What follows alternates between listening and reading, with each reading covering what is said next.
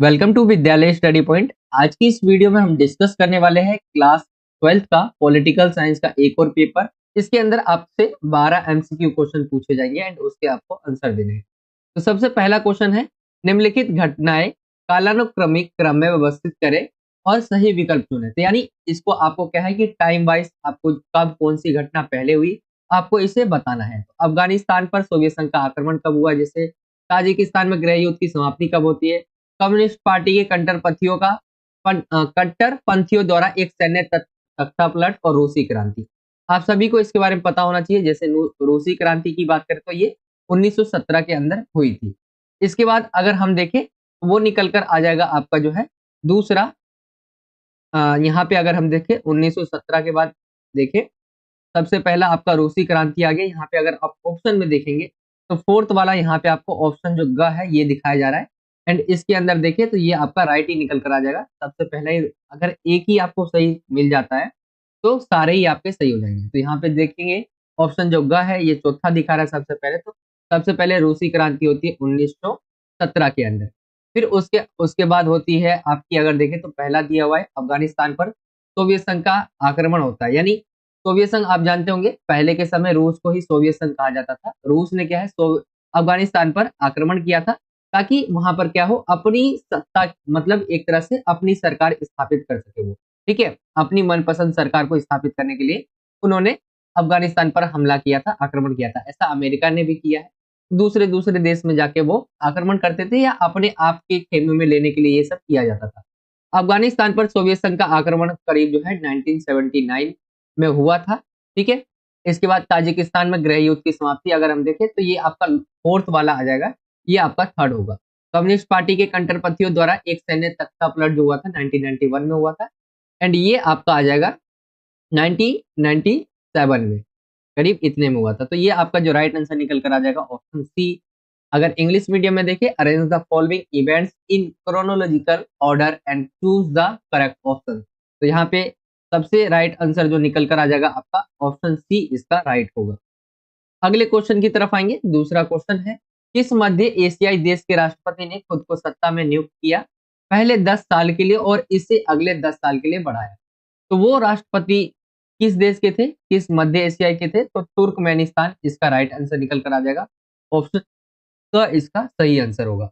English medium में देखिए, the president of which central Asian country appointed himself to power first for 10 years and extending it for the next 10 years। तो यहाँ पे Turkmenistan option A इसका right answer हो जाएगा। यहाँ के राष्ट्रपति ने पहले तो 10 साल इन्होंने क्या किया, इन्होंने पहले 10 साल के लिए और फिर अगले 10 साल के लिए भी अपने कार्यकाल को जो है बढ़ा दिया होता है।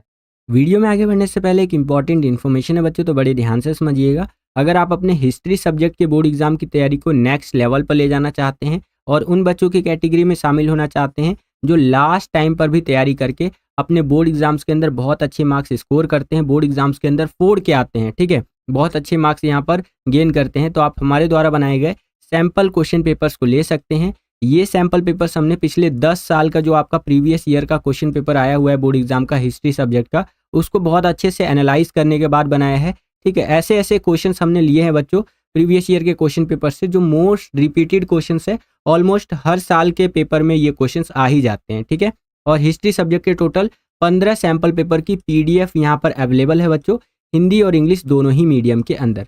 ठीक है, जिनको आप ले सकते हैं। स्क्रीन पर जो आपको 2 व्हाट्सएप नंबर दिख रहा है, दोनों में से किसी एक पर कॉन्टैक्ट करने के बाद। ठीक है, वैसे ये जो 2 व्हाट्सएप नंबर दिख रहा है ना, इसमें से आप ये वाला जो ऊपर वाला व्हाट्सएप नंबर है इस पर आप कॉन्टैक्ट कीजिएगा। बेसिकली ये हमारी टीम का बिजनेस व्हाट्सएप नंबर है, इस पर आपको हाई लिख करके भेजना है। फिर हमारी टीम आपसे पूछेगी कि अपना क्लास बताइए, तो क्लास 12th बता दीजिएगा। फिर सब्जेक्ट बता दीजिएगा, जैसे हिस्ट्री का लेना है तो हिस्ट्री बता दीजिएगा उनको। फिर वो आपसे मीडियम पूछेंगे तो मीडियम बता दीजिएगा, हिंदी या इंग्लिश जिस भी मीडियम में आप लेना चाहते हैं ले सकते हैं। ठीक है बच्चों, और वैसे तो ओरिजिनल प्राइस है यहाँ पर जो सो कि 299 रुपीज़। ठीक है, लेकिन आप बोलिएगा कि सर हमें 50% डिस्काउंट चाहिए, तो आपको 50% डिस्काउंट कर देंगे। ठीक है, उनके लिए एक कोड बता दीजिएगा, डिस्काउंट ऑफर के लिए कोड है VSP07, ये डिस्काउंट का कूपन कोड है, ये उनको बता दीजिएगा। ये जैसे ही आप बताएंगे तो इंस्टेंटली वो आपको 50% डिस्काउंट दे देंगे और केवल 149 रुपीज़ में आप हिस्ट्री सब्जेक्ट के 15 सैम्पल पेपर्स को ले सकते हैं। तो आज ही इन सैम्पल पेपर्स को लीजिए, स्क्रीन पर दिख रहे व्हाट्सएप नंबर पे कांटेक्ट करके और अपने बोर्ड एग्जाम की तैयारी को नेक्स्ट लेवल पर लेकर के जाइए बच्चों। ठीक है, चलिए वीडियो में आगे बढ़ते हैं। तीसरे क्वेश्चन की तरफ आते हैं। तीसरा क्वेश्चन है, शस्त्र नियंत्रण पारंपरिक सुरक्षा का एक महत्वपूर्ण उपाय है, क्यों? क्योंकि देखिए, शस्त्र नियंत्रण का मतलब होता है कि जो आपके हथियार है, हथियार क्या हो, नियंत्रण हो, हथियारों का बनाया जाना हो गया, चाहे वो हथियार की इधर से उधर यानी व्यापार करना, इन सभी के लिए क्या है, सुरक्षा का एक शस्त्र नियंत्रण की बात हुई है, यानी इसको कम करने की बात हुई है। सुरक्षा का एक महत्वपूर्ण उपाय है, क्यों? तो यहाँ पे देखेंगे, ये सैन्य, यहाँ पे अगर हम देखें, ये हथियारों के अधिग्रहण या विकास को नियंत्रित करता है। ये आपका सही निकल कर आ जाएगा ऑप्शन का। ये हथियारों के अधिग्रहण हो गया और विकास को नियंत्रित करता है। अगर आप शीत युद्ध के टाइम की बात करें, जो कि 1945 से स्टार्ट होकर 1991 तक चला था करीब, एंड इस टाइम देखेंगे तो उस समय भी क्या है, हथियारों पर नियंत्रण भी किया जा रहा था साथ ही साथ। ये तो देखेंगे कि हथियार जो है, सोवियत संघ हो गया, अमेरिका हो गया, ये दोनों क्या है, लगे हुए थे कि हमारे पास आपसे ज्यादा हथियार होंगे। लेकिन ये एक चीज और हो रही थी इसी के बीच, वो हो रही थी हथियारों पर नियंत्रण भी हो रहा था, कई सारी संधियां भी हो रही थी इसको लेकर। इंग्लिश मीडियम में देखे, arm control is an important measure of जो है conventional security because it controls the acquisition of development of arms. तो ये आपका ऑप्शन सी निकलकर राइट आंसर होगा। अगले क्वेश्चन की तरफ आते हैं। क्वेश्चन नंबर 4 है, यहाँ पे आपको रिक्त स्थान दिया हुआ है एंड इसमें बोला गया है, यह सुनिश्चित करता है कि प्रतिद्वंदी गलत फहमी या गलत धारणा के कारण युद्ध में ना जाए। तो ये अलायंस बहाली, विश्वास बहाली, शक्ति संतुलन या शस्त्र नियंत्रण। तो ये आपका राइट आंसर होगा हाँ, विश्वास बहाली। विश्वास बहाली यह सुनिश्चित करता है कि प्रतिद्वंदी जो है गलत फहमी या गलत धारणा के कारण युद्ध में ना जाए। अगर इसी को हम इंग्लिश में देखें, क्वेश्चन नंबर 4 है आपका, ensures that opponents to do not go to war because of misunderstanding of or misperception। तो यहाँ पे आपका राइट आंसर जो है कॉन्फिडेंस रेस्टोरेशन, यहाँ पे राइट आंसर ऑप्शन आपका बी निकल कर आ जाएगा। आगे हम आते हैं अगले क्वेश्चन की तरफ। अगला क्वेश्चन है आपका, ये मिलान वाला है, आपको मिलान करना है इसमें। यहाँ पे सूची 1 एंड सूची 2 करके दिया हुआ है। जैसे कल कार्डिलेरा क्षेत्र के स्वदेशी लोग अगर देखें हम, तो ये फिलीपींस से आ जाएगा। मापुचे अगर हम देखें तो ये निकल कर आपका आ जाएगा बांग्लादेश का ही। चटगांव पहाड़ी इलाके के आदिवासी लोग अगर हम देखें तो सॉरी, मापुचे जो है आपका मिल जाएगा, ये आपका पहले से मिल जाएगा, ठीक है। चटगांव पहाड़ी इलाके के आदिवासी लोग देखें हम, तो ये बांग्लादेश, ये आपका बांग्लादेश में होगा। एंड जो है कुना जनजाति जो निकल कर आ जाएगा, ये 4 का 4 हो जाएगा, पनामा नहर के पूर्व में। तो ये ऐसा कुछ मिलान है, आप देख सकते हैं। यहाँ पे आपके ऑप्शन भी दिए हुए हैं, जैसे पहले का तीसरा, पहले का हमने तीसरा देखा। फिर आपका आता है बी, बी का पहला, ये जो बी है मापुचे, इसका चिली हो जाएगा। चटगांव पहाड़ी इलाके के आदिवासी लोग बांग्लादेश हो जाएगा। एंड डी का लास्ट हो जाएगा पनामा नहर के पूर्व में। यह आपका कोड दिया हुआ है नीचे, ऑप्शन जो का है वो इसका राइट आंसर होगा। इंग्लिश मीडियम में आप देख सकते हैं, मैच करना है आपको एंड यहाँ पे आप मैच कर लेंगे। सबसे पहला जो है वो थर्ड से मैच हो जाएगा, बी जो है वो फर्स्ट से हो जाएगा, सी सेकंड से, और फोर्थ जो है वो फोर्थ से रहेगा, यानी डी फोर्थ। तो ये आपको कोड भी दिए हुए नीचे, ऑप्शन जो ए है वो इसमें राइट आंसर होगा। अगले क्वेश्चन की तरफ आते हैं। क्वेश्चन नंबर 6 है आपका एंड पूछा गया है अभिकथन और कारण वाला एक क्वेश्चन है। अभिकथन क्या दिया हुआ है, पूरे शीत युद्ध के दौरान उत्तर के औद्योगिक देशों ने संसाधनों के सतत प्रवाह को सुनिश्चित करने का प्रयास किया। कथन सही है, उन्होंने शोषण स्थलों के निकट सैन्य बलों को तैनात किया। तो अगर हम देखें तो कथन और कारण दोनों ही हमें सही लग रहे हैं, लेकिन क्या है, इसकी ये व्याख्या नहीं कर पा रहे। तो उनके शोषण स्थलों के निकट सैन्य बलों को तैनात किया, तो यहाँ पे ऑप्शन ख देखिए हम, कथन और कारण दोनों ही सही है, बट एक्सप्लेनेशन क्या है, व्याख्या सही नहीं है। तो ये आपका ऑप्शन जो ख है वो इसका राइट आंसर होगा।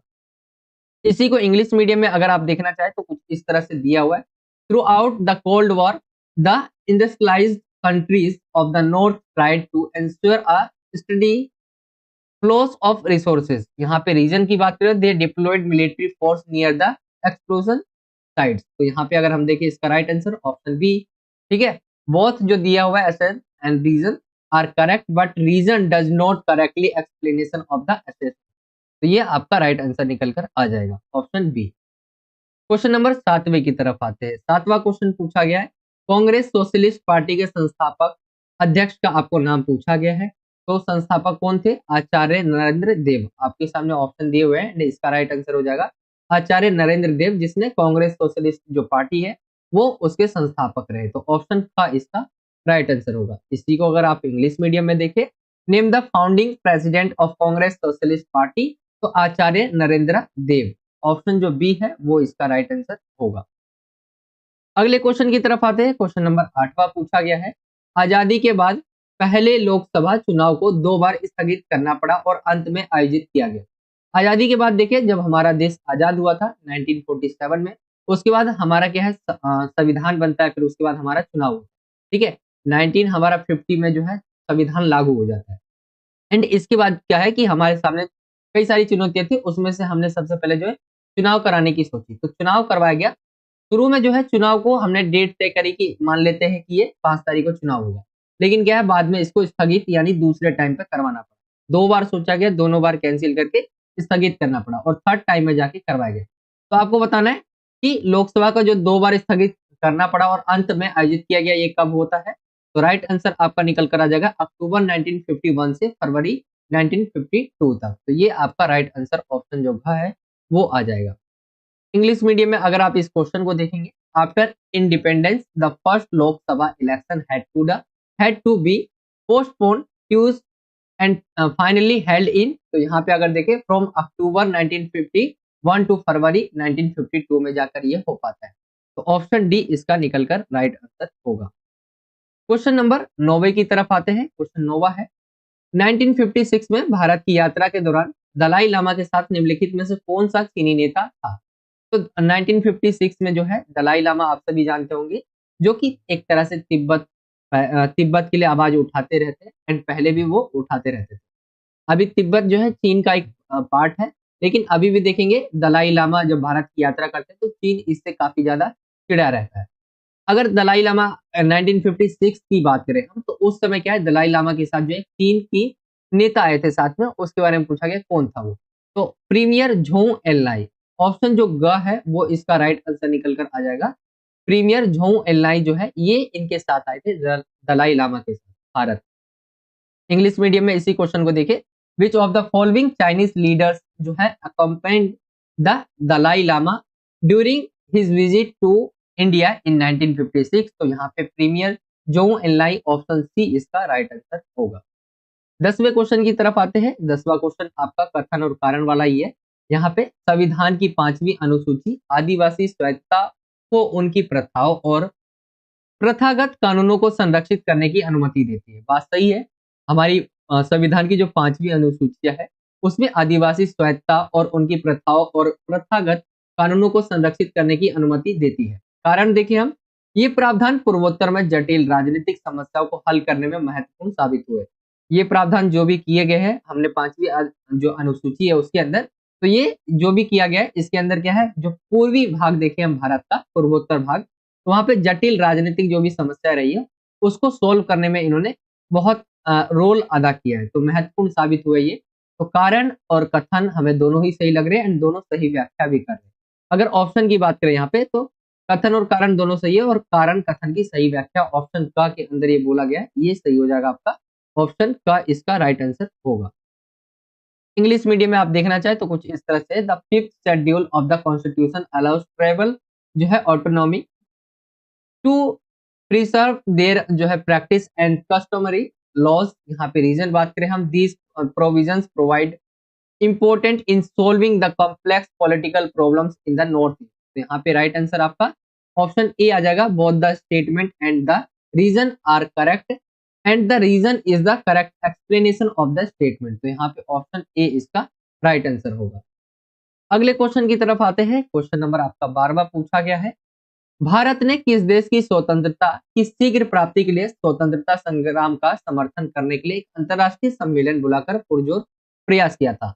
तो कौन सा देश था जिसकी देश की स्वतंत्रता का शीघ्र प्राप्ति करने के लिए स्वतंत्रता संग्राम का समर्थन करने के लिए एक अंतर्राष्ट्रीय सम्मेलन बुलाकर जो है पुरजोर यानी जोर से जो है मतलब अंतर्राष्ट्रीय सम्मेलन उन्होंने बुलाया था, ताकि क्या हो कि उस देश को स्वतंत्रता प्राप्त हो सके शीघ्र।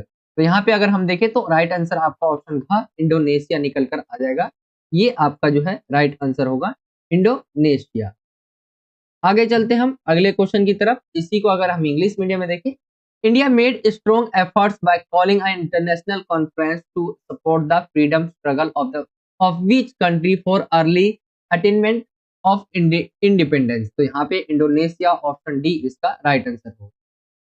आगे की तरफ आते हैं, क्वेश्चन नंबर 12 है, बोडो समुदाय से रिलेटेड क्वेश्चन पूछा गया है। कहाँ पे है, किससे संबंधित है, तो ये है असम से रिलेटेड, ये राइट आंसर होगा। एंड बोडो क्या है, बोडो एक लैंग्वेज है जो कि असम में बोली जाती है। ऐसे ही भारत के अंदर जैसे 24 भाषाएं ना हमारे संविधान में, जिसको मान्यता प्राप्त है कि ये भाषा है 24 भाषा, उसमें से बोडो भी एक लैंग्वेज है जिसको हमारे संविधान में सूचीबद्ध किया हुआ है। एंड वो भी एक लैंग्वेजों में से एक है। तो यहाँ पे बोडो, ठीक है, असम में बोली जाने वाली भाषा है। तो ये असम इसका राइट आंसर होगा। एंड यहाँ पे इंग्लिश मीडियम में देखिए, बोडो कम्युनिटी बिलोंग्स टू, तो असम राइट आंसर आपका ऑप्शन बी इसका निकल कर आ जाएगा।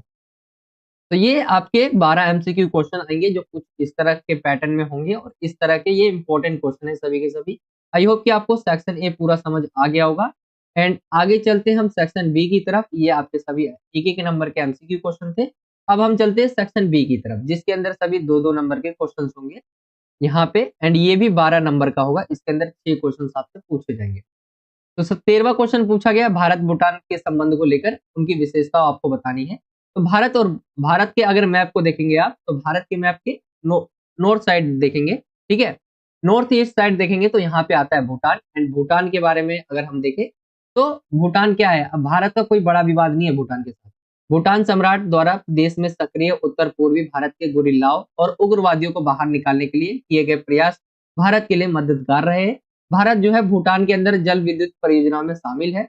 जल विद्युत परियोजना मतलब हम जो बिजली बनाते हैं, वहां पर क्या है, जल से जो भी बिजली बनाई जाती है ऐसी परियोजनाएं, उसमें भारत शामिल है और हिमालयी साम्राज्य की विकास सहायता का सबसे बड़ा स्रोत बना हुआ है। तो इनके बीच क्या है, भारत और भूटान के बाद जो है संबंध बहुत अच्छे हैं, यहाँ पे आप कह सकते हैं। और भारत की जो है जिम्मेदारी है उसकी रक्षा करने की, ठीक है, तो ये आप यहाँ पे लिख सकते हैं। तो भारत और भूटान के संबंध शुरू से ही बहुत अच्छे रहे हैं। इंग्लिश मीडियम में देखिए, throw light on any two features of India Bhutan जो है रिलेशन, तो यहाँ पे आप सभी को बता दिया मैंने। यहाँ पे बहुत अच्छे जो है रिलेशन है, यहाँ पे एफर्ट्स मेड बाय द जो है Bhutanese empire to drive out north east जो है Indian guerrillas and militants operating in the country have been helpful to India. India is involve in major hydro power projects in Bhutan and remains the Himalayan kingdom largest source of development assistance. तो ये आप लिख सकते हैं। Question number 14 की तरफ आएंगे। तो भारत की सुरक्षा रणनीति के 2 घटक पूछे गए। ये सभी 2-2 नंबर वाले क्वेश्चंस है, आपको ये देखना है। लेकिन मैंने इन्हें बहुत बड़ा-बड़ा बता रखा है कोई-कोई आपको समझाने के लिए, ताकि आप इन पॉइंट्स में से कोई 2 पॉइंट तो लिख ही दो। तो यहाँ पे 2 घटक पूछे गए भारत की सुरक्षा रणनीति रणनीति के। तो यहाँ पे देखिए, सैन्य क्षमताओं का मजबूतीकरण। इसमें बोला गया है भारत की सुरक्षा रणनीति का पहला घटक क्या है, अपनी सैन्य क्षमताएं है, उसको मजबूत करना है। इसका मुख्य उद्देश्य देश को आक्रमण से बचाना और राष्ट्रीय सुरक्षा को सुनिश्चित करना है। यानी सबसे पहला क्या आ गया निकल कर, हमारी जो सैन्य क्षमता है उसको मजबूत करना। यहाँ पे भारत ने जैसे 1998 में परमाणु परीक्षण करके अपनी नाभिकीय शक्ति में मजबूती करने का निर्णय लिया, जिससे भारतीय सुरक्षा में एक महत्वपूर्ण परिवर्तन हुआ। अंतर्राष्ट्रीय सहयोग दूसरा पॉइंट हम कह सकते हैं, भारत की सुरक्षा रणनीति का ये दूसरा घटक है, जिसमें अंतर्राष्ट्रीय सहयोग में मजबूती करना है। इसका उद्देश्य क्या है, देश को अंतर्राष्ट्रीय मानकों और संस्थानों के साथ मेलजोल बनाए रखना है, ताकि विश्व समुदाय और भारत के बीच सहयोग और समर्थन हो सके। तो अंतर्राष्ट्रीय सहयोग हो गया आपका दूसरा। तीसरे की बात करें, आंतरिक सुरक्षा चुनौतियों का सामना, ये आपका तीसरा है, जिसके अंदर बात की गई है आंतरिक चुनौतियों के बारे में। भारत की सुरक्षा रणनीति का तीसरा घटक देश के भीतर होने वाली सुरक्षा चुनौतियों का सामना करने के लिए तैयार रहना है।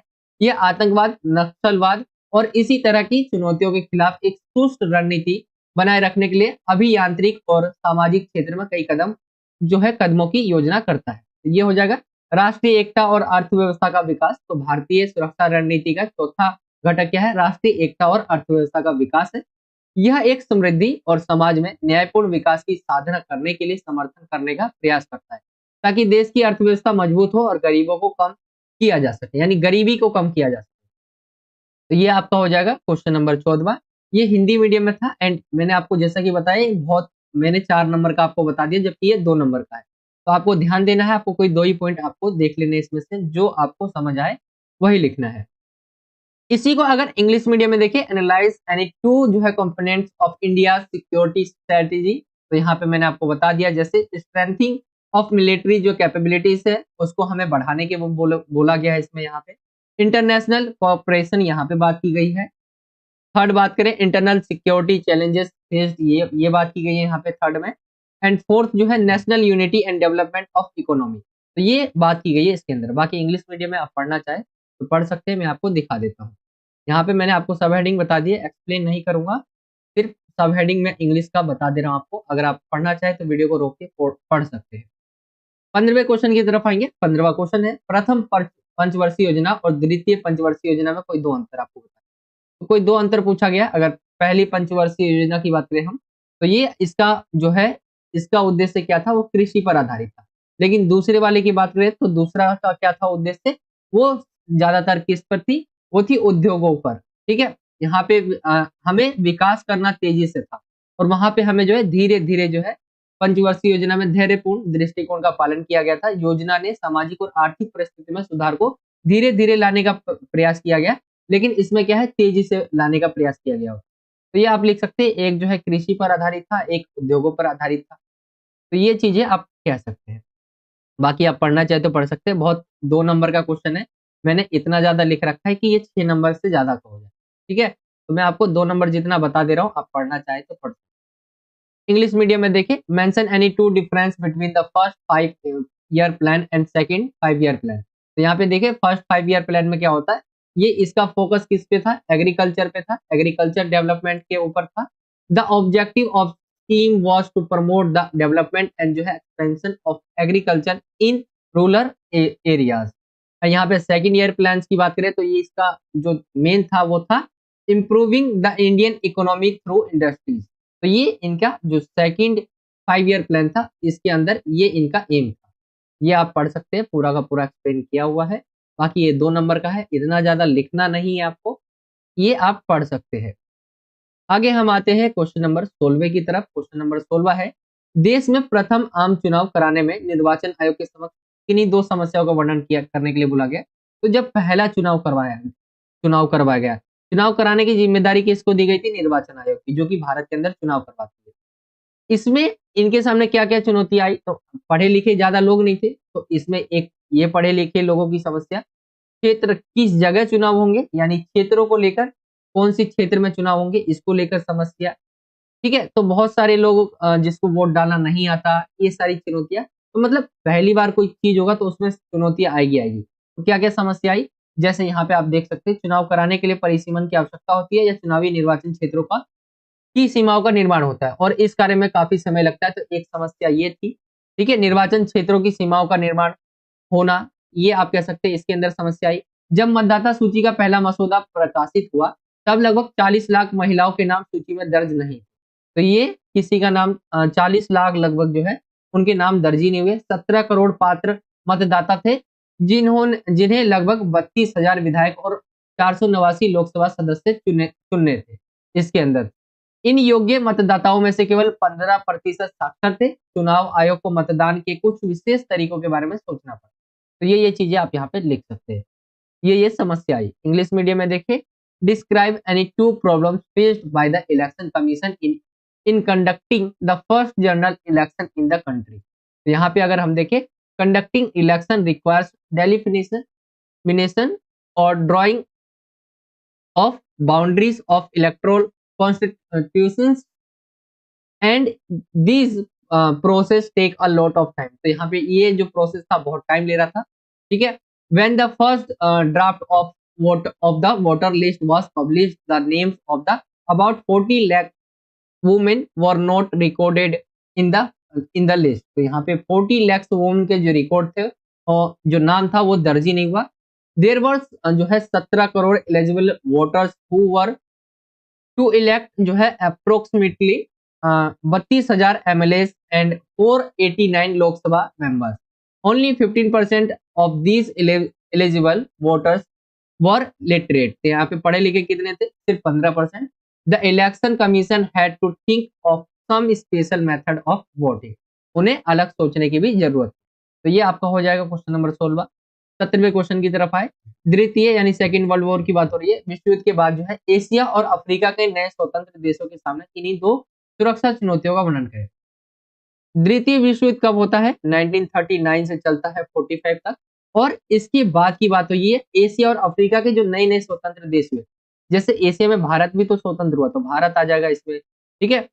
और कौन कौन से देश हुए? तो जैसे बहुत सारे देश, श्रीलंका हो गया, इसके अंदर आप श्रीलंका डाल सकते हैं।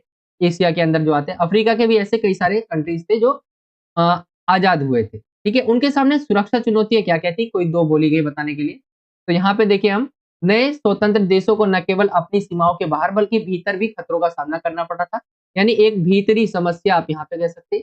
भीतरी समस्या हो गई, इनमें से कुछ राज्यों को देश के भीतर अलगाववादी आंदोलन से खतरों का सामना करना पड़ा था, यानी अलगाववादी आंदोलन हो गया। आतंकवाद एक ऐसी समस्या है जिसका सामना सीमाओं के बाहर किया जा रहा था, आतंकवाद हो गया। और नव स्वतंत्र देश घनी आबादी वाले और वह गरीबी की समस्या का सामना करना पड़ रहा था, तो गरीबी की समस्या, ये आप सब हेडिंग्स बना सकते हैं जो मैंने हाईलाइट किया है, और एक्सप्लेनेशन दे सकते हैं। इसी को इंग्लिश मीडियम में देखें, describe any two security challenges faced by the newly independent countries of Asia and Africa after World War second. तो newly independent countries face threats not only from outside their borders but also from within, यानी उनके अंदर से भी उनको जो है दिक्कतें थी। Some of these states face threat from जो है separatist movements within the country. Terrorism is a problem that is faced beyond borders. Newly independent countries are densely populated and they face the problem of poverty. तो ये आपका हो जाएगा question number 17। कुछ ये point होंगे इसके। 18वें question की तरफ आएंगे। तो 18वां क्वेश्चन है 1975 में लगाए गए जो आपातकाल है उससे हमने क्या क्या सीखा, दो पार्टों के बारे में बोला। तो हम एक्सपीरियंस हो गया ना हमें कि आपातकाल लगा, तो अब क्या क्या चीजें हमने सीखी आपातकाल से। तो आपातकाल का एक सबक यह है कि भारत में लोकतंत्र को खत्म कर पाना जो है बहुत मुश्किल है। यानी हमने ये देखा कि भारत के अंदर जो लोकतंत्र की स्थापना हो रखी है उसको यहाँ से जुदा कर पाना बहुत मुश्किल है। दूसरा हमने सीखा, इसने संविधान में आपातकालीन प्रावधान के संबंध में कुछ अस्पष्टताएं सामने लाई जिन्हें सुधारा गया। यानी आपातकाल से हमें पता चल गया कि आपातकाल में कमियां क्या है, या संविधान के अंदर जो आपातकाल के बारे में दिया हुआ है उसके अंदर क्या क्या चीजें बदली जा सकती है, क्या क्या चीजें चेंज किए जा सकती है। तो इसमें संशोधन किया गया कि केवल सशस्त्र विद्रोह के आधार पर आंतरिक आपातकाल की घोषणा की जा सकती है। आपातकाल की घोषणा करने की सलाह राष्ट्रपति को मंत्रिपरिषद द्वारा लिखित रूप में दी जानी चाहिए। तीसरा, यहाँ पे दो बोला गया, यहाँ पे तीन लिखा हुआ है वैसे। आपातकाल ने सभी को नागरिक स्वतंत्रता के प्रति अधिक जागरूक बनाया। अदालतों ने भी व्यक्तियों की नागरिक स्वतंत्रता की रक्षा में सक्रिय भूमिका निभाई। और हमें और भी चीजें आप लिख सकते हैं। हमें यह भी पता चल गया, उस समय के लोग अगर एक्सपीरियंस किए तो पता चल गया कि लोग जो है उनके अधिकार क्या क्या, क्योंकि उस समय आपातकाल जब लगाया गया तो यहाँ तक कि लोगों के अधिकार भी छीन लिए गए थे। तो अब सभी जो है, सभी को नहीं कहेंगे लेकिन हाँ जागरूक हो गए थे लोग अपने अधिकारों के प्रति। तो ये चीजें सीखी। इंग्लिश मीडियम में देखे, explain any two lessons learn from the emergency imposed in 1975। तो क्या क्या चीजें सीखी हमने। Emergency is that is it is very difficult to end democracy in India, ठीक है। ये डिफिकल्ट माना गया कि डेमोक्रेसी को क्या कर पाए, एंड कर पाए इन इंडिया में। सेकेंडली अगर हम देखें, इट क्रिएटेड सम जो है ambiguities regarding the emergency provision in the constitution. आगे देखिए, brought forward those that have been corrected, it was amendment that internal emergency could be declared only on the basis of जो है arm जो है rebellion. तो ये हो जाएगा, the president must be advise to writing by the council of minister to declare emergency। and third देखें, emergency made everyone more conscious of civil जो है liabilities that the courts also played an active role in जो है protecting the civil जो है liabilities of individuals। तो ये आपके पॉइंट्स हो जाएंगे इसके। तो ये आपका हो जाएगा क्वेश्चन नंबर 18वां। एंड दो नंबर के क्वेश्चन यहीं तक थे। आई होप कि आपको समझ आ गया होगा। एंड ये आपका जो है सेक्शन भी कंप्लीट हो जाता है। 19वां क्वेश्चन स्टार्ट होता है जिसमें पूछा गया है, भारत की परमाणु नीति की किन्हीं चार विशेषताओं के बारे में बोला गया। तो भारत की अगर परमाणु नीति की बात करें तो भारत के बारे में पता होगा, या न्यूक्लियर बॉम्ब के बारे में आप सभी को पता ही होगा, मैं ये मान के चलता हूँ। वैसे नहीं पता है तो एक शॉर्ट में जान लीजिए कि न्यूक्लियर बम क्या है। एक ऐसा बम है जहां पे अगर वो गिरता है वहां तबाही तबाही होती है। जैसे जापान का दो शहर है, हिरोशिमा और नागासाकी, आपने नाम से सुना होगा। हिरोशिमा और नागासाकी। ये 2 नाम है जो कि परमाणु बम से रिलेटेड बहुत ज़्यादा फेमस है। नागासाकी, यहाँ पर परमाणु बम गिराया गया था और आज तक उसका असर देखने को मिलता है। तो परमाणु बम बहुत ही विस्फोटक बम होता है। ये भारत के पास भी है, गिने-चुने देशों के पास है परमाणु बम, जिसमें भारत भी शामिल है। भारत ने परमाणु बम है, उसकी 4 विशेषताओं के बारे में पूछा गया। तो भारत ने क्या है, इसका जो भी परमाणु बम बनाया भारत ने, वैसे हमने जो है 70 हमने 74 में बनाया था, प्रयास किया था और हमने 1998 में भी हमने जो है पूरा जो है सफल परीक्षण कर लिया था। तो जब भारत ने इसे बनाया तो बहुत सारे दबाव भी आए इसको लेकर कि भारत जो है परमाणु संपन्न हो गया है। वैश्विक लेवल पे बहुत ज़्यादा जो है क्रिटिसाइज़ बहुत सारे हमारे ऊपर सैंक्शंस भी लगा दिए गए थे। लेकिन भारत ने कहा कि हमने जो भी बनाया है परमाणु बम किस लिए बनाया है? शांतिपूर्ण उद्देश्यों की प्राप्ति के लिए, ठीक है? उद्देश्यों के लिए हमने परमाणु बम जो है बनाया उसका परीक्षण किया है। तो यहाँ पे इसकी विशेषताओं में सबसे पहला आ जाएगा शांतिपूर्ण उद्देश्यों के लिए परमाणु ऊर्जा। यानी आप सभी को पता है शांति जभी तक कायम है जब तक आप क्या है शक्तिशाली है। तो भारत ने अपनी परमाणु नीति में स्पष्ट रूप से घोषणा की है कि उसका परमाणु कार्यक्रम शांतिपूर्ण उद्देश्यों के लिए है। इसका मुख्य उद्देश्य परमाणु ऊर्जा का उत्पन्न करना है।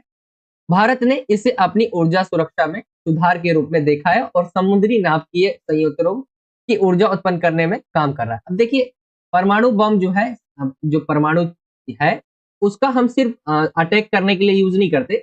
आप देखेंगे आज के समय में क्या है परमाणु का है ऊर्जा के काम भी आ रहा है। जो ये है जिससे क्या होता है बिजली बनाई जाती है। तो उसका एक तरह से शांतिपूर्ण उद्देश्यों के लिए हमने किया परमाणु ऊर्जा के लिए। दूसरा देखिए भारत ने अपनाई है नो फर्स्ट यूज पॉलिसी निशस्त्रीकरण यानी भारत क्या है दूसरे पे पहले अटैक नहीं करेगा जिसमें यही सारी चीजें हैं कि हम जो है एक तो हम पे कोई अटैक करेगा तभी हम अटैक करेंगे। हम नो फर्स्ट यूज पॉलिसी अपना रखे जिसमें हम पहले परमाणु बम का जो है यूज नहीं करेंगे। तो ये चीजें आप लिख सकते हैं जिसका बताया हुआ है कि वह परमाणु ऊर्जा का प्रयोग केवल शांतिपूर्ण उद्देश्यों के लिए करेगा। किसी भी प्रकार के हानिकारक उपयोग का को नकारात्मकता से देखेगा। भारत ने अपने परमाणु के हथियारों निशस्त्रीकरण के लिए भी प्रतिबद्धता जताई है और इसमें गैर भेदभावपूर्ण सत्यापन योग्यता शामिल है। विश्व सत्यापन के लिए प्रतिबद्धता यानी भारत ने क्या है भारत ने परमाणु नीति में विश्व सत्यापन की व्यापक प्रतिबद्धता दिखाई है। यह दुनिया भर में स्थित परमाणु जो उद्योग है उसके संबंध में अंतर्राष्ट्रीय मानकों और संस्थानों के साथ सहयोग करने के लिए प्रतिबद्ध है। तो इनका सम्मान किया भारत ने और जो भी अंतर्राष्ट्रीय रूप से जो भी उद्योग है परमाणु उद्योग उसके लिए क्या है भारत सहयोग करता है। उनके जो भी मानक रहते हैं यानी जो भी चीजें उसके नियम रहता है उसको फॉलो करता है। एनपीटी एनपीटी भी है जिसे नॉन प्रोलिफिकेशन जो है ट्रीटी कहा जाता है एनपीटी।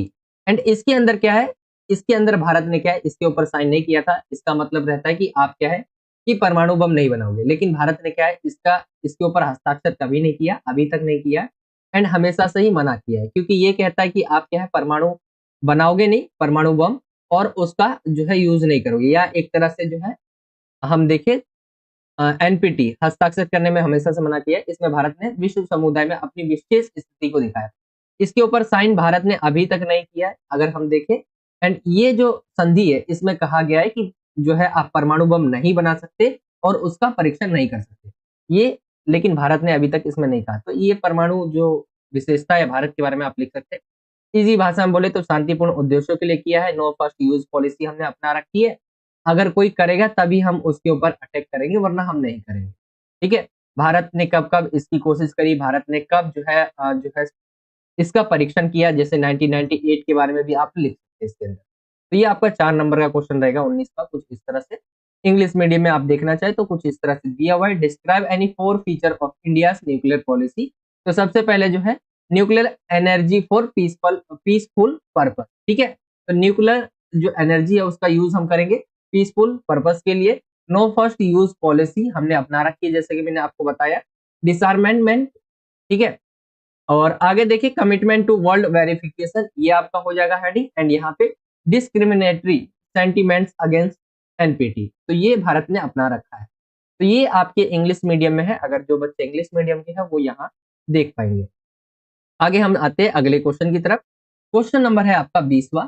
उन घटनाक्रमों पर चर्चा करें जिन्होंने यूएसएसआर के भीतर संकट को बढ़ाया जिसने इसके विघटन को तेज कर दिया। तो इसमें जो क्वेश्चन पूछा गया यूएसएसआर आप सभी जानते होंगे union socialist Soviet Republic of जो है रिपब्लिक, ऐसी कुछ करके है, ठीक है, यूएसएसआर, जिसको आज के समय हम रूस के नाम से जानते हैं, रसिया।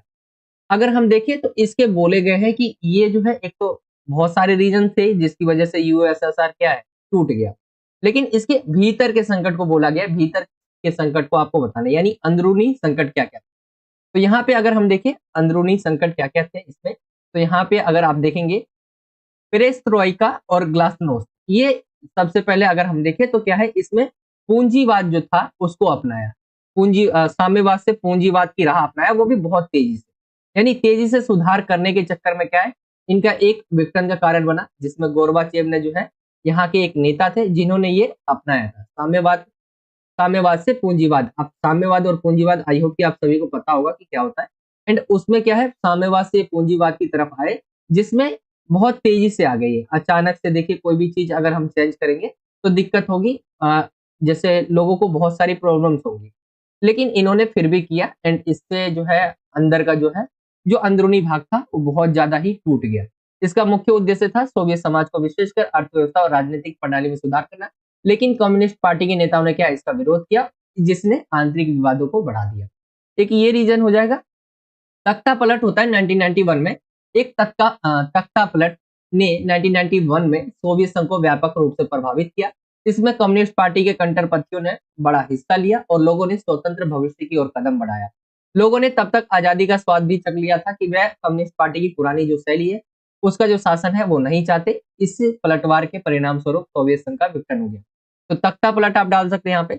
70 वर्षों तक एक ही पार्टी का शासन रहा, जिससे क्या है, वो एक तो जनता के प्रति क्या है, जवाबदेही नहीं थी। इस कारण जो है वहां पर भ्रष्टाचार, सरकार में अधिक खुलेपन की अनुमति भी नहीं दे रहे थे वो लोगों को। तो इस कारण से जो है, एक और रीजन है जिससे अंदरूनी भाग में हम कह सकते हैं कि 70 वर्षों तक एक ही पार्टी का शासन था, जो बहुत सारे जो है लोगों के प्रति जो है जवाबदेह नहीं थी। भ्रष्टाचार बहुत हो रहा था सरकार में। तो ये सारी चीजें आप लिख सकते हैं इसके अंदर। ये हो जाएगा आपका तीसरा पॉइंट। एंड आगे हम देखें, चेकोस्लाविया हो गया, रोमानिया हो गया, हंगरी हो गए, पोलैंड, बुल्गारिया और पूर्वी जर्मनी, ये सब क्या इनकी स्वतंत्रता। गोर्बाचेव ने अज्ञानता और उदार दृष्टिकोण ने पूर्वी जो गोर्बाचेव है, उनकी अज्ञानता और उदार दृष्टिकोण ने पूर्वी यूरोप में सांप्रदायिक विरोधी ताकतों को क्या कर दिया, मजबूत कर दिया। इन राष्ट्रों में सत्ता के परिवर्तन को बढ़ाया। चेकोस्लाविया हो गया, रोमानिया हो गया, हंगरी हो गया, पोलैंड, बुल्गारिया और पूर्वी जर्मनी ने साम्यवादी शासन के पतन को देखा और इसके परिणाम स्वरूप जो है सोवियत संघ का विघटन हो गया। तो ये घटनाएं हैं जिसकी वजह से सोवियत संघ का विघटन हो गया, वो भी अंदरूनी कारण थे ये सभी।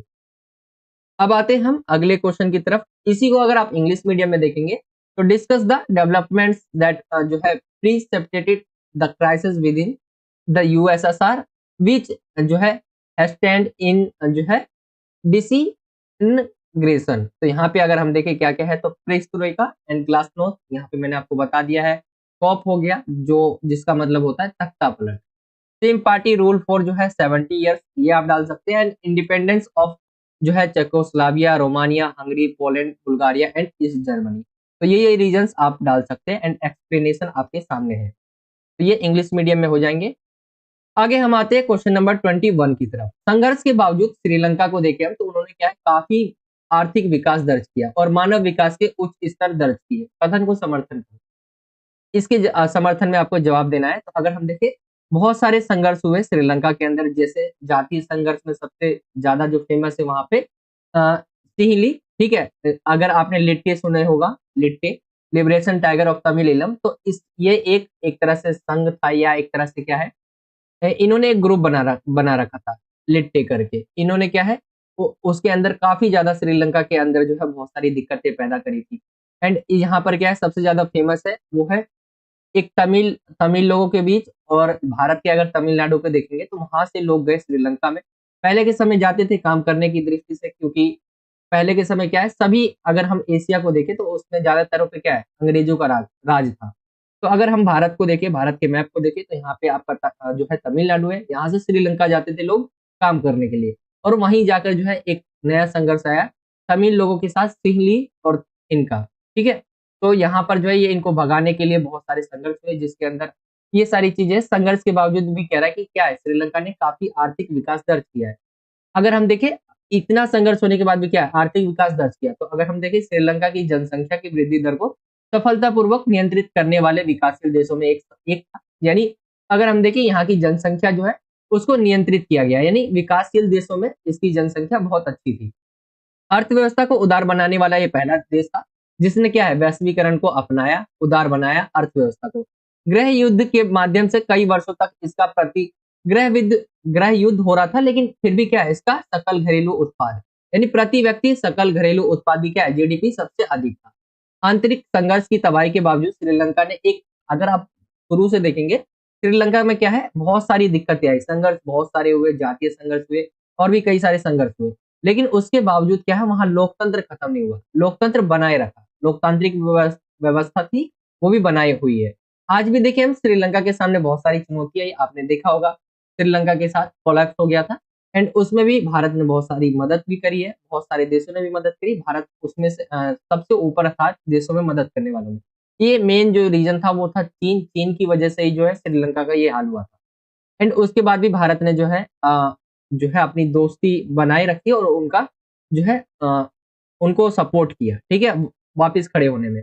एंड आज भी देखेंगे तो श्रीलंका में क्या है, बहुत सारी दिक्कतें, लेकिन लोकतंत्र आज भी है। तो ये पॉइंट आप लिख सकते हैं।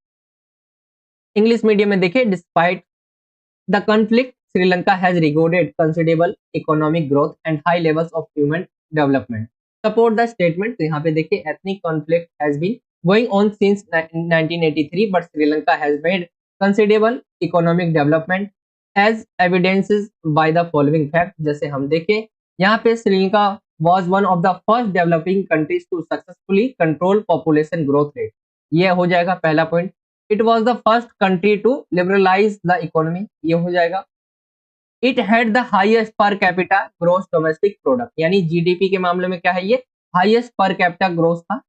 तो ये सर्वल years through the civil war, despite the ravages of internal conflict, Sri Lanka maintained a democratic political system। तो ये आप पॉइंट्स लिख सकते हैं। ये आपका हो जाएगा इंग्लिश मीडियम में। हम आते हैं अगले क्वेश्चन की तरफ जिसके अंदर या दिया हुआ है, यानी और है ये। इसमें अगर हम देखें तो सभी क्वेश्चन में नहीं, लेकिन कुछ कुछ क्वेश्चन में आपको और देखने को मिलेगा। तो यहाँ पे और में पूछा गया, पाकिस्तान में स्थिर लोकतंत्र के निर्माण की राह में आने वाली किन्हीं 4 बाधाओं के ऊपर आपको प्रकाश डालना है। एंड इसके बारे में अगर हम देखें तो ये लोकतंत्र के बारे पाकिस्तान में क्या है, अभी तक हम देखें तो कोई भी ऐसी पार्टी नहीं हुई हो जो अपने 5 साल पूरे कर चुकी हो, ठीक है, यानी कोई भी पार्टी नहीं रही आजादी के बाद तक। एंड इसके सामने क्या है, स्थिर लोकतंत्र का ये हमें दिखता है कि पाकिस्तान में क्या है, स्थिर लोकतंत्र नहीं है। इसके राह में आने वाली चुनौतियां क्या क्या है, अगर हम देखें तो अंतर्राष्ट्रीय समर्थन की कमी देखने को मिलती है पाकिस्तान में। क्यों? क्योंकि अगर देखें हम पाकिस्तान में, तो पाकिस्तान के लोकतांत्रिक शासन के लिए वास्तविक अंतर्राष्ट्रीय समर्थन की कमी सेना को अपना प्रभुत्व जारी रखने के लिए प्रोत्साहित करती है। यहाँ पे क्या है, सेना ही सब कुछ है। भारत में देखेंगे पॉलिटिकल लीडर्स है, वही सब का काम करते, और मतलब काम बटा हुआ है, उनका काम है देश की रक्षा करना, बॉर्डरों पे रहना, और पॉलिटिकल लीडर है उसको, उनका काम है देश को कैसे चलाना है, विकास कैसे करना है वो देखना। लेकिन यहाँ पे देखें हम सेना को देखें तो यहाँ सेना ही सब कुछ है, ठीक है, बहुत ज्यादा ही इन्होंने वो हर जगह हर देश अपनी सेना का सम्मान करता है, लेकिन जिसका जो काम है वो उसको दिया जाता है। लेकिन यहाँ पे सेना को देखें हम तो वो पॉलिटिक जो है, यहाँ पे हम इसके अंदर भी जो है आ गई है निकल कर, कोई नेता बन गया है, मतलब ऐसी सारी चीजें इसके ऊपर भी जो है आप बहुत सारी चीजें बोल सकते हैं, लिख सकते हैं। अमेरिका और अन्य देशों ने में क्या अपने हित, जहां अमेरिका का हित होता है तो वहां पे वो क्या करता है, समर्थन करता है। तो सैन्य शासन का भी समर्थन करते आया अमेरिका। यह अक्सर लोकतांत्रिक प्रक्रिया को प्रभावित कर सकता है और सिविल समाज को अपने अधिकारों का अभ्यास करने में बाधित कर सकता है। तो अंतर्राष्ट्रीय समर्थन की कमी है एक, तो ये पॉइंट हो जाएगा।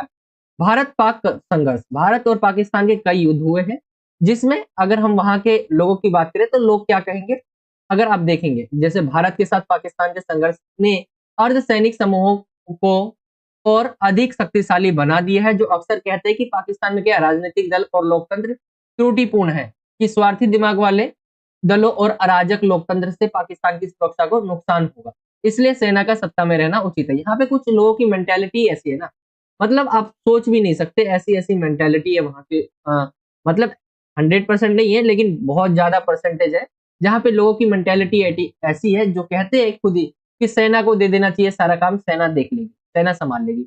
तो एक ये भी कारण देख सकते हैं, क्योंकि भारत पाकिस्तान का युद्ध होता है, जिसमें वो मतलब हमेशा जो है भारत से आगे निकलने की सोचते हैं। विकास करना है, लेकिन क्या है, भारत से आगे करना है हमें, ठीक है, हर चीज में। तो इस कारण भी जो है यहाँ के जो लोगों की मेंटेलिटी, अब लोग क्या है, यही सोचेंगे कि हमें अपने जो भी हमारा कॉम्पिटिटर है उससे हमें आगे निकलना है, भारत से हमें आगे निकलना है। तो उसके चक्कर में वो कुछ भी बोल जाते हैं। तो इस संघर्ष ने लोकतांत्रिक प्रक्रियाओं को प्रभावित किया और सैन्य को राजनीतिक मामलों में जो है बड़ा जो है हस्ताक्षर करने का अधिकार दिया।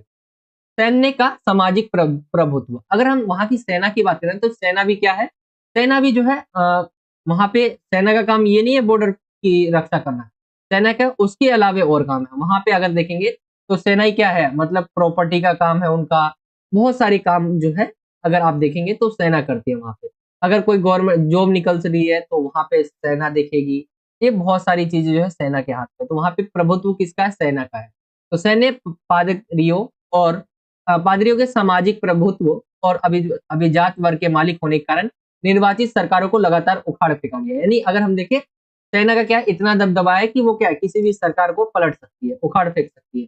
सैन्य सरकारों की स्थापना की गई। इससे लोकतंत्र की प्रक्रिया में क्या है, रुकावटें आती गई और सामाजिक न्याय और समर्थन में कमी होती गई। तो एक ये है, आपने ट्रिपल ए नाम करके सुना होगा ना, अल्लाह आर्मी, और एक और होता है, तो उसके अंदर आप डाल सकते हैं अल्लाह आर्मी। यहाँ पे क्या है, धार्मिक चीजें, ठीक है, आप जो है किसी भी धर्म को मानते हैं, सही है, ठीक है, सभी मानते हैं अपने अपने धर्म को, लेकिन धर्म क्या है, वो आपके सर से ऊपर नहीं चला जाना चाहिए। ऐसी पाकिस्तान में हो रखा है, उनके लिए सब कुछ वही है, ठीक है। तो यहाँ पे देखिए, इस्लामिक आतंकवाद और परमाणु खतरा, वैश्विक इस्लामी आतंकवाद और उनकी आशंका कि पाकिस्तान की परमाणु जखीरा आतंकवादी समूह के हाथों में जा सकता है। अगर हम देखें, परमाणु संपन्न देश है पाकिस्तान, और उसमें क्या है, इस्लामी आतंकवाद जो है, अगर देखेंगे फटते ही रहते हैं पाकिस्तान में, आए दिन कुछ ना कुछ आता ही रहता है न्यूज की, यहाँ फटा है, सॉरी, वहां फटा है। तो होता क्या है ज्यादातर कि डर लगा रहता है विश्व को, पूरे दुनिया भर को, कि कभी भी क्या है, ये आतंकवाद के हाथ में यहाँ पर जो परमाणु बम है वो ना चला जाए। तो पाकिस्तान में सैन्य शासन को विश्व में पश्चिमी हितों के रक्षक के रूप में देखने का कारण बनता है। इससे लोकतांत्रिक संस्कृति को विकसित होने में कठिनाइयां आती है। आगे आते हैं हम इसी को इंग्लिश मीडियम में देखें तो, हाईलाइट एनी फोर जो है obstacle coming in the way of building a stable democracy in Pakistan. तो लैक ऑफ इंटरनेशनल सपोर्ट है यहाँ पे, इंडिया पाक कॉन्फ्लिक्ट यहाँ पे रीजंस में डाल सकते हैं आप।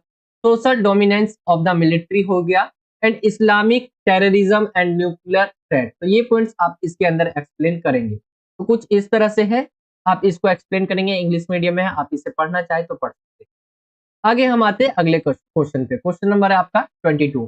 राजनीतिक और आर्थिक रूप से प्रभावशाली समाज की संस्कृति एक कम शक्तिशाली समाज पर अपने छाप छोड़ती है। कहने का क्या मतलब है, जो देश अगर आप देखेंगे जो राजनीतिक तौर पे या आर्थिक रूप से क्या होते हैं, शक्तिशाली होते हैं या प्रभावशाली होते हैं, जो समाज की संस्कृति ये क्या करती है, जो आप देखेंगे अमेरिका को देख लेंगे, आप ब्रिटेन को देख लेंगे, यूरोपियन कंट्रीज को देख लेंगे आप, तो क्या है, वो आर्थिक और राजनीतिक रूप से क्या है, प्रभावशाली देश है। वो क्या करती है, एक कम शक्तिशाली जो भी देश होती है उसके समाज पे क्या है, अपना छाप छोड़ती है। अब इसके लिए आप देखें, अगर हम बताएं आपको, तो एक तरह से ये हो जाएगा, पश्चिमी जो एक तरह से वैश्वीकरण के क्या क्या नुकसान हुए हमें, तो वही बताने आपको। अगर देखिए हम, तो क्या क्या हो गया है, उदाहरण के लिए देखिए, बर्गर मसाला डोसा का विकल्प नहीं है और इसलिए कोई वास्तविक चुनौती पेश नहीं करता। तो उसी तरह नीली जींस होम सुकून खादी के कुर्ते के साथ अच्छी जा सकती है, बट यहाँ पे देखें हम क्या है, पश्चिमी जो भी देश है, पश्चिमी देश, उनका हम पर क्या है, बहुत ज्यादा असर है, जिससे हमारी जो संस्कृति है उसका हम क्या है, धीरे धीरे नाश करें, एक तरह से खत्म होती जा रही है हमारी संस्कृति। तो वो भी आप डाल सकते हैं इसके अंदर।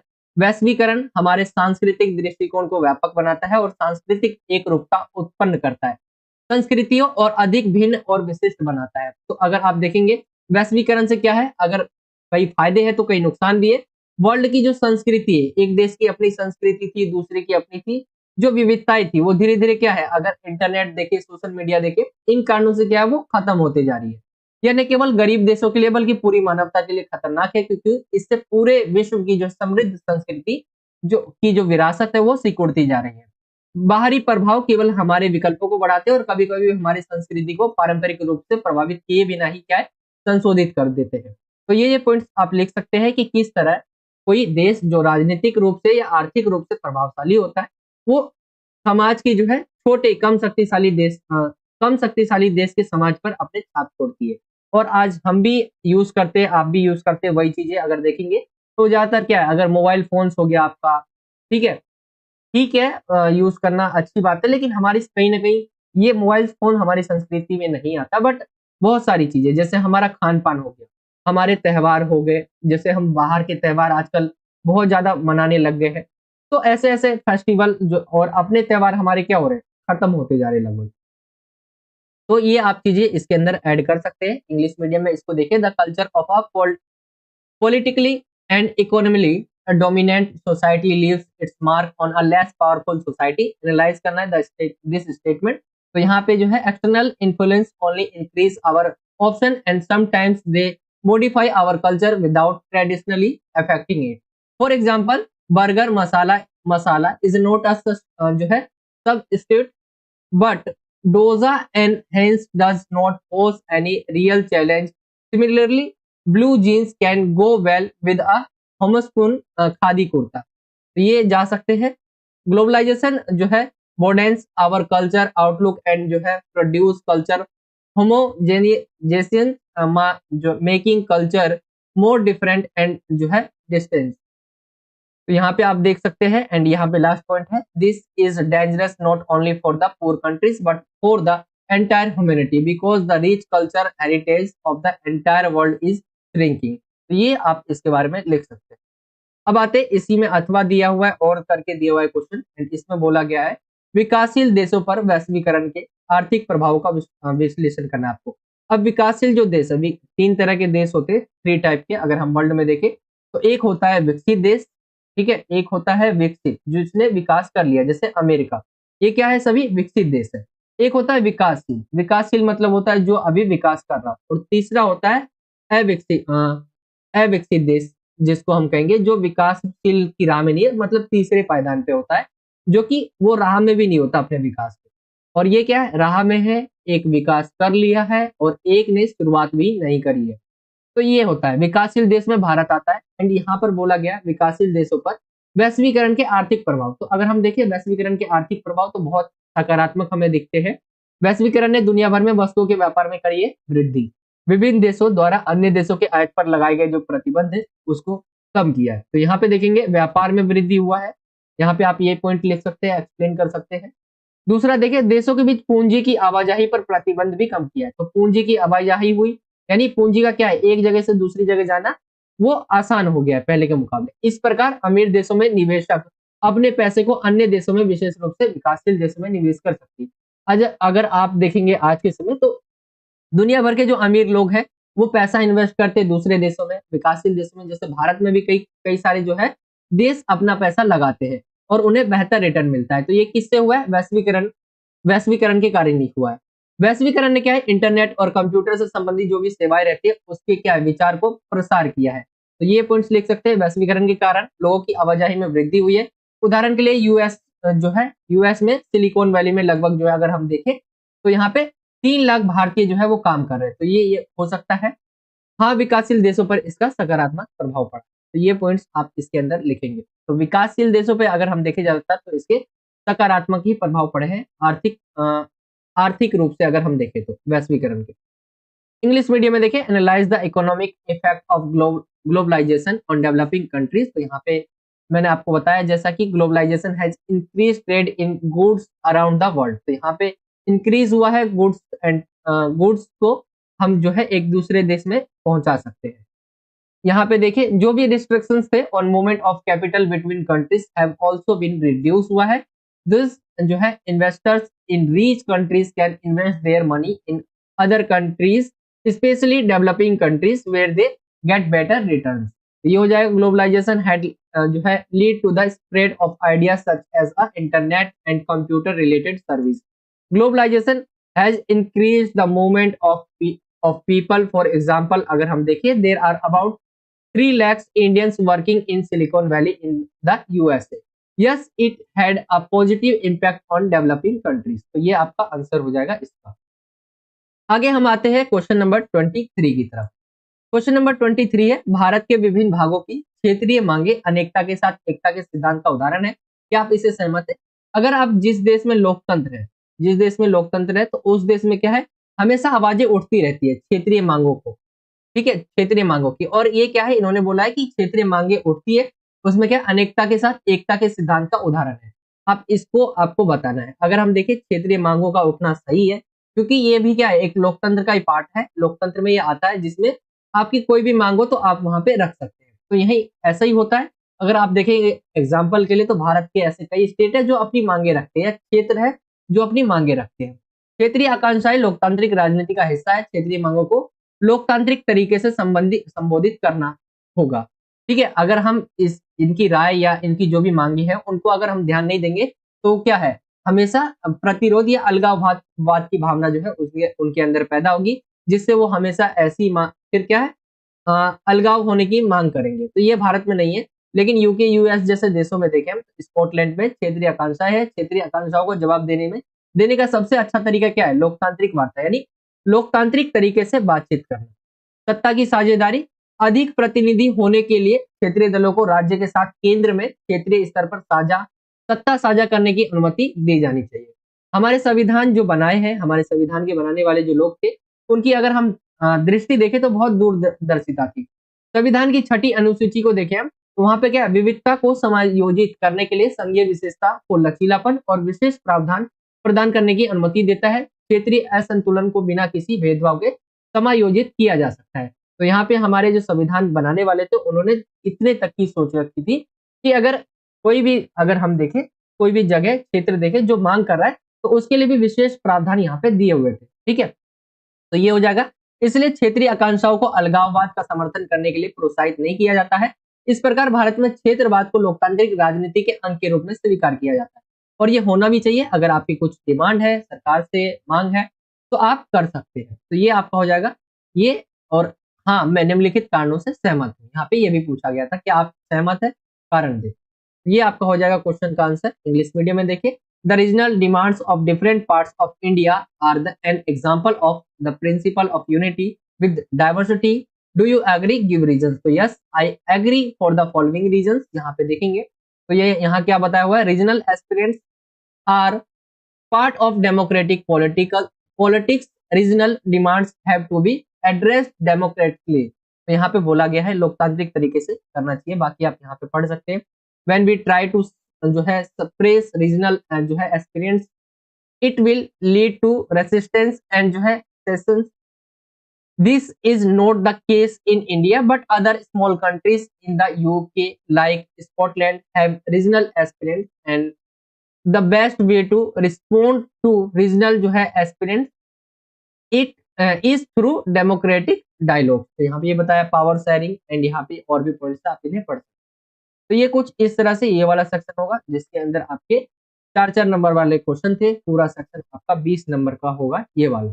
एंड आई होप कि आपके ये क्वेश्चंस बहुत ज्यादा इंपॉर्टेंट क्वेश्चन है, पेपर में आने वाले क्वेश्चन। इन सभी को आपको अच्छे से करके जरूर जाना है। ठीक है, तो ये आपका सेक्शन सी जो है हमने कंप्लीट कर दिया है। आई होप कि आपको ये पूरा समझ आ गया होगा। ये आपका सेक्शन सी जो कि 20 नंबर का रहता है, कंप्लीट हो गया है। ठीक है, यहाँ पे अथवे भी रहेंगे तो कोई दिक्कत वाली बात नहीं। आगे चलते हैं हम अगले सेक्शन की तरफ चलते हैं, जो कि आपका रहता है सेक्शन डी। सेक्शन डी के अंदर जो क्वेश्चंस थे मैंने आपको बताया था, क्वेश्चन नंबर आपका 24 से लेके 26 आपका गद्यांश वाला, जैसे कि यहाँ पे देखेंगे पैसेज हो गया, मानचित्र हो गया और कार्टून हो गया, ये रहेंगे। तो ये 12 नंबर के हैं, 4-4 नंबर के ये तीनों रहेंगे। ठीक है, 4, 8 और 12, 4-4 नंबर के ये तीनों रहेंगे। तो आगे चलते हम क्वेश्चन नंबर 24 की तरफ। यहाँ पे गद्यांश दिया हुआ है एंड इससे रिलेटेड एमसीक्यू टाइप क्वेश्चंस पूछे गए। तो चलिए क्वेश्चन पे आते हैं हम डायरेक्ट। निम्नलिखित में से कौन सा ग्लोबल कॉमन्स का हिस्सा नहीं है। ग्लोबल कॉमन्स मतलब क्या होता है, जिसपे पूरी दुनिया का एक तरह से जो है पूरी दुनिया का जो है अधिकार होता है, किसी एक का नहीं। अगर हम देखें क्या क्या है, अगर हम आकाश को देखें, ऊपर आसमान को देखें, एक तरह से आसमान को देखें, तो उस पे क्या है, सभी का अधिकार है। हाँ, मतलब कुछ दूरी तक, जैसे धरती है उससे कुछ ही दूरी देखेंगे तो अधिकार रहता है, लेकिन पूरे हम ऊपर की बात करें तो वहां पे क्या है, सबका अधिकार है। ऐसी क्या है, आप देखेंगे महासागर हो गया आपका, तो ऐसी जगहों पे क्या होता है जहां कोई नहीं होता, जहां पे एक तरह से अगर देखें तो ग्लोबल कॉमन्स का हिस्सा होता है, जिसमें किसी एक का अधिकार नहीं होता बल्कि पूरे समुदाय का या पूरे विश्व का अधिकार होता है। ऐसी नर्मदा नदी जिसपे क्या है, किसी एक का अधिकार है, हाँ भारत के अंदर है, तो ये भारत का अधिकार। थार मरुस्थल ये भी कई जगह पर है, थार मरुस्थल इस पे भी किसी का अधिकार है। नीलगिरी ये भी किसी का है, तो इस पे भी किसी का अधिकार है। बट महासागरीय महासागर के तल की बात हो रही है, महासागर को आप देखेंगे तो महासागर पे किसी का अधिकार नहीं है। और तल की बात हो रही है, यानी यहाँ पे अगर मान लेते हैं हम ये महासागर है, तल की बात हो रही है, यहाँ पे महासागर की जो जमीन है, तल है, उसकी बात हो रही है, तो इस पे किसी का अधिकार नहीं है, इसीलिए ग्लोबल कॉमन्स का हिस्से में आता है। आगे आते हैं दूसरे क्वेश्चन की तरफ। पृथ्वी शिखर सम्मेलन में आयोजित किया गया था, तो यहाँ पे क्योटो, रियो डी जेनेरियो, रोम या मॉन्ट्रियल। तो यहाँ पे राइट आंसर आपका आ जाएगा ऑप्शन का रियो डी जेनेरियो में। आपको कमेंट में मुझे बताना है कि ये कब हुआ था, ठीक है। एंड यहाँ पे रियो डी जेनेरियो में जो है ये आयोजित किया गया था पृथ्वी शिखर सम्मेलन। कब आयोजित किया गया था आपको मुझे कमेंट करके बताना है। क्वेश्चन नंबर 3 की तरफ आएंगे। संयुक्त राष्ट्र की निम्नलिखित में से कौन सी एजेंसी पर्यावरणीय मुद्दों से निपटने के लिए जुड़ी हुई है? तो यूनेस्को, ECOSOP, यहाँ पे UNEP या UNFSCC। तो यहाँ पे अगर हम देखें ऑप्शन का UNEP United Nation Environment Programme, ये है जो कि क्या करती है, पर्यावरण से जो भी रिलेटेड मुद्दे रहते हैं उसके निपटने के लिए काम करती है। तो यूएनईपी आ जाएगा इसका। एंड फोर्थ क्वेश्चन को देखें हम, ग्लोबल कॉमन्स पर सहयोग आसान क्यों नहीं है? तो ग्लोबल कॉमन्स पे जो है सहयोग नहीं हो पाता है, क्यों? क्योंकि यहाँ पे अगर हम देखें आम पर्यावरण जो भी एजेंडा होते हैं उन पे आम सहमति का अभाव होता है, यानी सबकी सहमति नहीं हो पाती, सबकी एक जैसी सहमति नहीं हो पाती, तो कोई ना कोई दिक्कत होती रहती है। इसीलिए इसमें क्या है, ये सहयोग आसान नहीं होता है, तो सहमति का अभाव रहता है इस रीजन। इसी को इंग्लिश मीडियम में देखेंगे इस पैसेज को, तो यहाँ पे आपका दिया हुआ है, जैसे विच of the following is a part of global जो है कॉमर्स, तो यहाँ पे जो है ओशन फ्लोर, यहाँ पे आपका तल आ जाएगा, महासागरीय तल। सेकंड क्वेश्चन देखिए, the earth summit was held in जो है रियो डी जेनेरियो में। आपको मुझे कमेंट करके बताना है व्हेन, यानी कब जो है करा गया था। थर्ड क्वेश्चन को देखें तो which of the following agencies of the United Nation is associated with the dealing with environmental issues, तो यहाँ पे UNEP, option C United Nation Environment Programme, ये आ जाएगा। एंड फोर्थ की बात करें, why isn't collaboration easy on global commons, तो यहाँ पे लैक ऑफ जो है consensus on a common environmental agendas, तो यहाँ पे ऑप्शन जो है आपका निकल के आ जाएगा, आपका जो निकल के आ जाएगा ऑप्शन बी। तो ये आपके क्वेश्चन हो जाएगा क्वेश्चन नंबर 24। आई होप कि आपको समझ आ गया होगा। ये आपका जो है पैसेज वाला क्वेश्चन, गद्यांश वाला क्वेश्चन था, जो कि 4 नंबर का। अब आते हैं मानचित्र वाले क्वेश्चन पे। मानचित्र में आपसे क्या क्या पूछा गया है, जैसे कि अगर देखें, ताशकंद समझौते पर हस्ताक्षर करने वाले नेता से संबंधित राज्य कौन है? ताशकंद समझौता लाल बहादुर शास्त्री 1966 में जो है ये हुआ था। एंड ये इसका स्टेट पूछा गया है कि वो नेता से संबंधित राज्य कौन सा, तो वो आपका निकल कर आ जाएगा यूपी, यूपी हो जाएगा। श्री नटराजन अन्नादुरई से संबंधित राज्य, तो ये तमिलनाडु हो जाएगा, ठीक है, तमिलनाडु। एंड आगे हम देखिए, पिछड़े वर्गों के लिए आरक्षण लागू करने वाले कर्पूरी ठाकुर से जो है संबंधित राज्य, और बीबी गिरी इसी राज्य के थे, तो ये आपका जो है तीसरे का बिहार आ जाएगा। एंड चौथे का निकल के आपका आ जाएगा आंध्र प्रदेश, तो ये आपका राइट आंसर निकल कर आ जाएगा, ठीक है। तो ये सभी होंगे, आपको मैप में सिर्फ फिल करना है। जैसे अगर हम देखें, यहाँ पे बोला गया है, यहाँ पे आपको जो दे दिया जाएगा कुछ इस तरह से ये दे दिया जाएगा। एंड इसके अंदर ये लिखा हुआ है, ये नहीं लिखा हुआ, इसके अंदर आपको लिखना पड़ेगा। जैसे पहला क्या पूछा गया है, पहले का अगर हम देखें तो यहाँ पे अगर देखें, पहला क्वेश्चन क्या पूछा गया था, ताशकंद समझौते पर हस्ताक्षर करने वाले नेता का नाम पूछा गया था, मतलब नेता से संबंधित राज्य कौन सा है। तो अगर हम देखें, पहले का डी हो जाएगा, वो हो जाएगा यूपी, तो यहाँ पे हो जाएगा, ठीक है। अगर दूसरे क्वेश्चन की बात करें तो दूसरा क्वेश्चन जो है ये पूछा गया था, श्री नटराजन अन्नादुरई से संबंधित राज्य कौन सा है, तो दूसरे का क्या होगा, यहाँ पे आपको ये भी लिखना है, यहाँ पे डी लिखना है, एंड यहाँ पे दूसरे का सी लिखना है, जैसे ए लिखना है एंड बी लिखना है, तो ये आपको लिखना है। फिर इसके बाद स्टेट के नाम भी लिखना है, जैसे यहाँ पे यूपी लिखना है।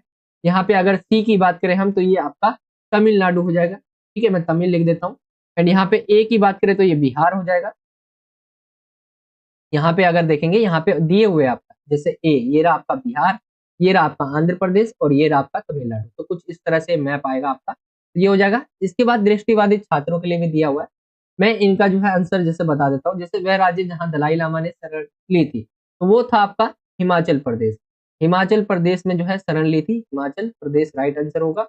आगे आएंगे अगले क्वेश्चन पे, रियासतों के एकीकरण करने वाले सरदार वल्लभ भाई पटेल से संबंधित राज्य कौन सा था, तो रियासतों का विलय में जो है सरदार वल्लभ भाई पटेल की बहुत बड़ी भूमिका मानी जाती है एंड ये गुजरात से संबंधित थे, तो गुजरात राइट आंसर होगा। राज्य जो भारत का संरक्षित राज्य था, यानी भारत के द्वारा संरक्षित किया जाता था, लेकिन भारतीय संघ का जो है 22वां राज्य बन जाता है, वो आपका कौन सा होता है? तो आपका राइट आंसर होगा सिक्किम। ठीक है, तो ये हो जाएगा सिक्किम।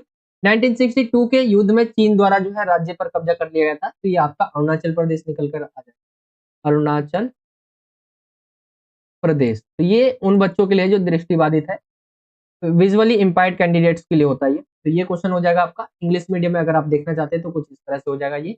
मैंने आंसर्स आपको बता दिए हैं, आप देख सकते हैं। आगे हम आते हैं क्वेश्चन नंबर 26 की तरफ एंड ये कार्टून दिया हुआ है, इससे रिलेटेड आपसे क्वेश्चन पूछे गए।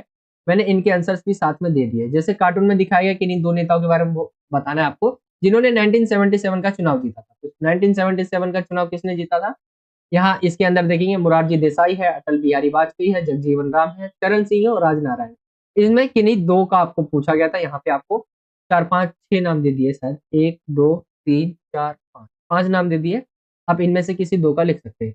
मीसा शब्द की व्याख्या करना है। तो मीसा क्या है? एक कानून था जो कि बनाया गया था। आप देखेंगे जब भारत में 1975 में आपातकाल लगा था, तो ये एक कानून बनाया गया था जो 1971 में इंदिरा गांधी की प्रतिनिधित्व, सॉरी, मीसा का मतलब आंतरिक सुरक्षा रखरखाव अधिनियम है। ये भारत में एक कानून बनाया गया था जो सन 1971 में इंदिरा गांधी के प्रतिनिधित्व में बनाया गया था। इस कानून ने देश में आंतरिक सुरक्षा बनाए रखने के लिए सरकार को बिना मुकदमा चलाए व्यक्तियों को गिरफ्तार करने और हिरासत में लेने के लिए व्यापक शक्तियां प्रदान करी थी। ये 1975 वाला नहीं है। 1971 में क्या होता है? एक बनाया जाता है नियम या कानून बनाया जाता है जिसके अंदर क्या है, बिना मुकदमा चलाए क्या है, व्यक्तियों को गिरफ्तार कर। तो मीसा का भी जो है एक तरह से अगर हम देखें तो 1975 में आता है, ये नाम आता है मीसा का दुरुपयोग। इसके अंदर जो है लोगों को गिरफ्तार किया जाता है, तो ये इसमें भी आता है। एंड मीसा शब्द के बारे में पूछा गया था, तो मीसा जो है एक कानून है जो कि 1971 में इंदिरा गांधी के प्रतिनिधित्व में बनाया गया। तीसरे क्वेश्चन की बात करें, तीसरा क्वेश्चन है कांग्रेस को सत्ता से बाहर क्यों किया गया? तो बहुत सारे रीजन थे जिसकी वजह से कांग्रेस को सत्ता से बाहर किया गया था। आपातकाल लागू करना, 42वां संशोधन, प्रेस पर सेंसरशिप लगा देना, निवारक निरोध निरोध और कानूनों का दुरुपयोग, ये सभी रीजन थे जिसकी वजह से जो है कांग्रेस को सत्ता से बाहर किया गया। करीब जो है ये करीब अगर आप देखेंगे तो ये आपका जो है आपातकाल से रिलेटेड ये सारे आपको दिख रहे होंगे। आगे हम आते हैं, इसी को अगर आप इंग्लिश मीडियम में देखना चाहें, इंग्लिश मीडियम में आप देख सकते हैं कुछ इस तरह से ही आपका। एंड यहाँ पे अगर हम देखें इस क्वेश्चन के क्वेश्चंस को इंग्लिश मीडियम में, identify any two leaders, identify करना आपको इस कार्टून के अंदर कोई दो लीडर को, तो मैंने आपको बता दिया जैसे मोरारजी देसाई, अटल बिहारी वाजपेयी, जगजीवन राम, चरण सिंह एंड राजनारायण।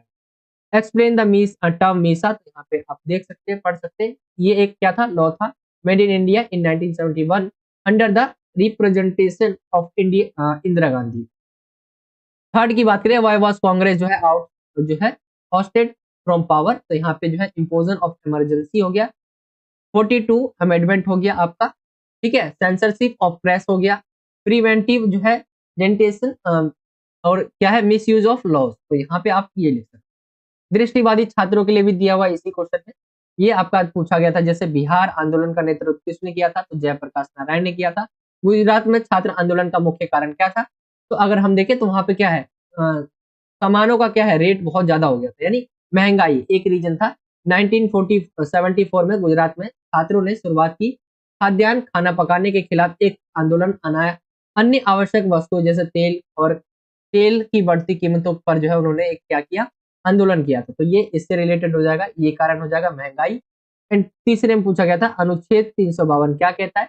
तो इसमें बोला गया था कि जैसे आपातकाल लगाया था, आप सभी को पता होगा 1975, तो उसके बाद क्या है 352 कहता है कि आपातकाल लगाया जाएगा, लेकिन सशस्त्र विद्रोह होने पर या कोई मेन रीजन होना चाहिए, और इसके लिए क्या है, राष्ट्रपति द्वारा लिखित सलाह की आवश्यकता होगी जो कि केंद्रीय मंत्रिमंडल द्वारा दी जाती है। तो ये चीजें इसके अंदर कही गई है। इसी के अंदर घ देखे, जनता पार्टी पूरे कार्यकाल के लिए सत्ता में ना रहने पाने के क्या कारण थे? तो अब एक एक नंबर के सभी मैंने बहुत ज्यादा एक्सप्लेन आपको समझाने के लिए किया है, और ये दृष्टिबाधित वाला है। यहाँ पे देखिए जनता पार्टी पूरे कार्यकाल में जो है नहीं रह पाती, यानी 5 साल पूरे नहीं कर पाती, क्या रीजन है? तो वहां पे देखेंगे वो चमत्कारी जो नेता थे, यानी नेताओं की कमी थी शासन करने वाले। इसके अंदर बहुत सारे जो है विवाद भी थे कि कौन प्रधानमंत्री बनेगा, ठीक है। आखिरकार मोरारजी देसाई प्रधानमंत्री बनते हैं, लेकिन इसके पार्टी के भीतर भी क्या है, संघर्ष समाप्त नहीं होता है, होता ही रहता है। तो आपातकाल का विरोध जनता पार्टी को कुछ समय के लिए ही साथ रख सका। इसके आलोचकों ने महसूस किया कि जनता पार्टी में दिशा हो गया, नेतृत्व और एक सामान्य कार्यक्रम का क्या है, अभाव है। तो ये सारी रीजन थे जिसकी वजह से जनता पार्टी जो है अपना पूरा कार्यकाल नहीं कर पाती है। एंड इंग्लिश मीडियम में इसी को आप देखेंगे तो ये आपका हु लेड द जो है बिहार मूवमेंट, तो Jayaprakash Narayan. What was the main reason for the student movement in Gujarat, तो यहाँ पे निकल कर आ जाएगा जो है राइजिंग प्राइस के कारण। आगे देखें सी, तो यहाँ पे 352 पूछा गया है आर्टिकल। तो यहाँ पे आपको जैसे बताया कि मैंने आपको जैसे बताया the article 352 is a part of Indian constitution and empowers the government to declare a state of emergency under this article. Emergency can be declared only on जो है ग्राउंड्स दैट जो है स्पेशली अमाउंट ऑफ आर्म्ड जो है rebellion and requires the written advice of the president who is informed by the union cabinet। तो ये आपका हो जाएगा 352। एंड फोर्थ जो पूछा गया था, why did the Janata party fail to remain in power for the full term, तो यहाँ पे बहुत सारे रीजन देखिए हम। तो यहाँ पे the Janata party government that come to power after the 1977 election was far from united। after the election there was through competition for the post of prime minister between three leaders जैसे Morarji Desai who was the Indira Gandhi's rivals from 1966 से 7, चरण Singh leader of the भारतीय लोक दल, क्योंकि इन्होंने क्या किया था, गठबंधन करके किया था, and leader of from UP and Jagjivan Ram who had जो है extensive experience as a senior minister in Congress government. Morarji Desai eventually become prime minister but this did not and the power struggle within the party. Opposition to the emergency could keep the Janata Party together only for some time. Its critics felt that the Janata Party lacked direction, leadership and common program। तो ये इनकी कमियां थी। ये हो जाएगा। अब हम आते हैं सेक्शन ई की तरफ, जो कि आपका 24 नंबर का, इसके अंदर 6 नंबर वाले आपके क्वेश्चन होंगे जो कि आपको 4 करने होंगे।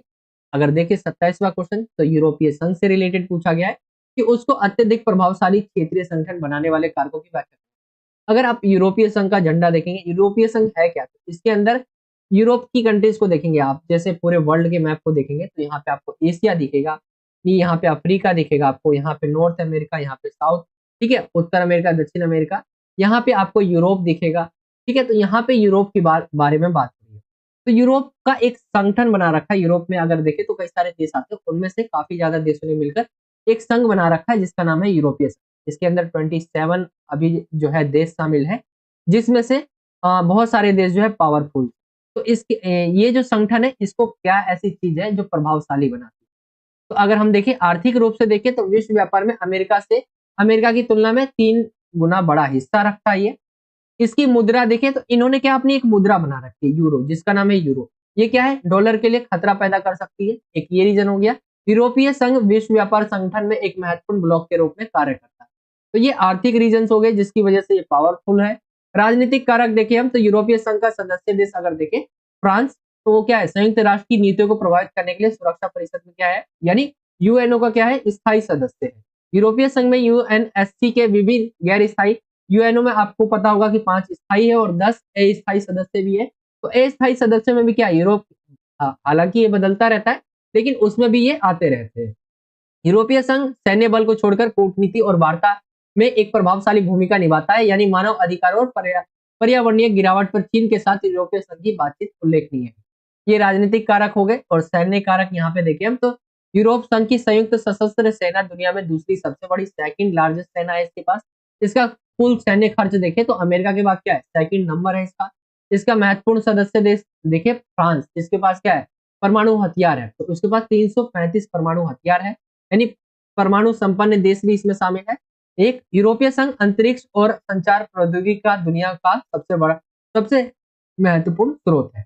तो ये आप इसके अंदर पॉइंट्स लिख सकते हैं। हाँ, इसकी कुछ कमियां भी होती होगी, वो भी लिख सकते हैं। जैसे ब्रिटेन जो है इसमें पहले सदस्य के रूप में शामिल था, बट वो ब्रिटेन क्या है, बाहर हो जाता है इससे। बाकी ये इसके बारे में है कि प्रभावशाली क्षेत्रीय संगठन के बारे में अगर आप यूरोपीय संघ का झंडा देखेंगे तो कुछ इस तरह से ही जो है स्टार बने बने ऐसे ऐसे स्टार है।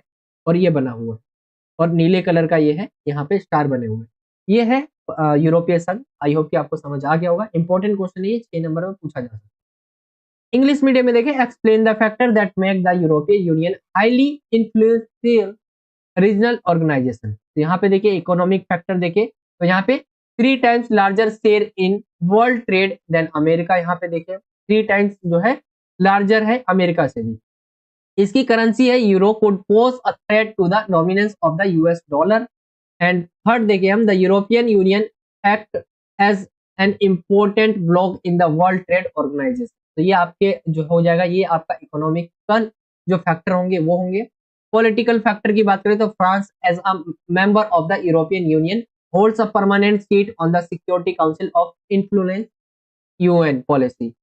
The UN sorry, the EU also includes various non-permanent member of the UNSC, ठीक है, and EU plays an influential role in जो है डिप्लोमेसी एंड जो है negotiations other than military force IE, ठीक है, यानी इत्यादि इसका मतलब होता है, और भी हो सकता है।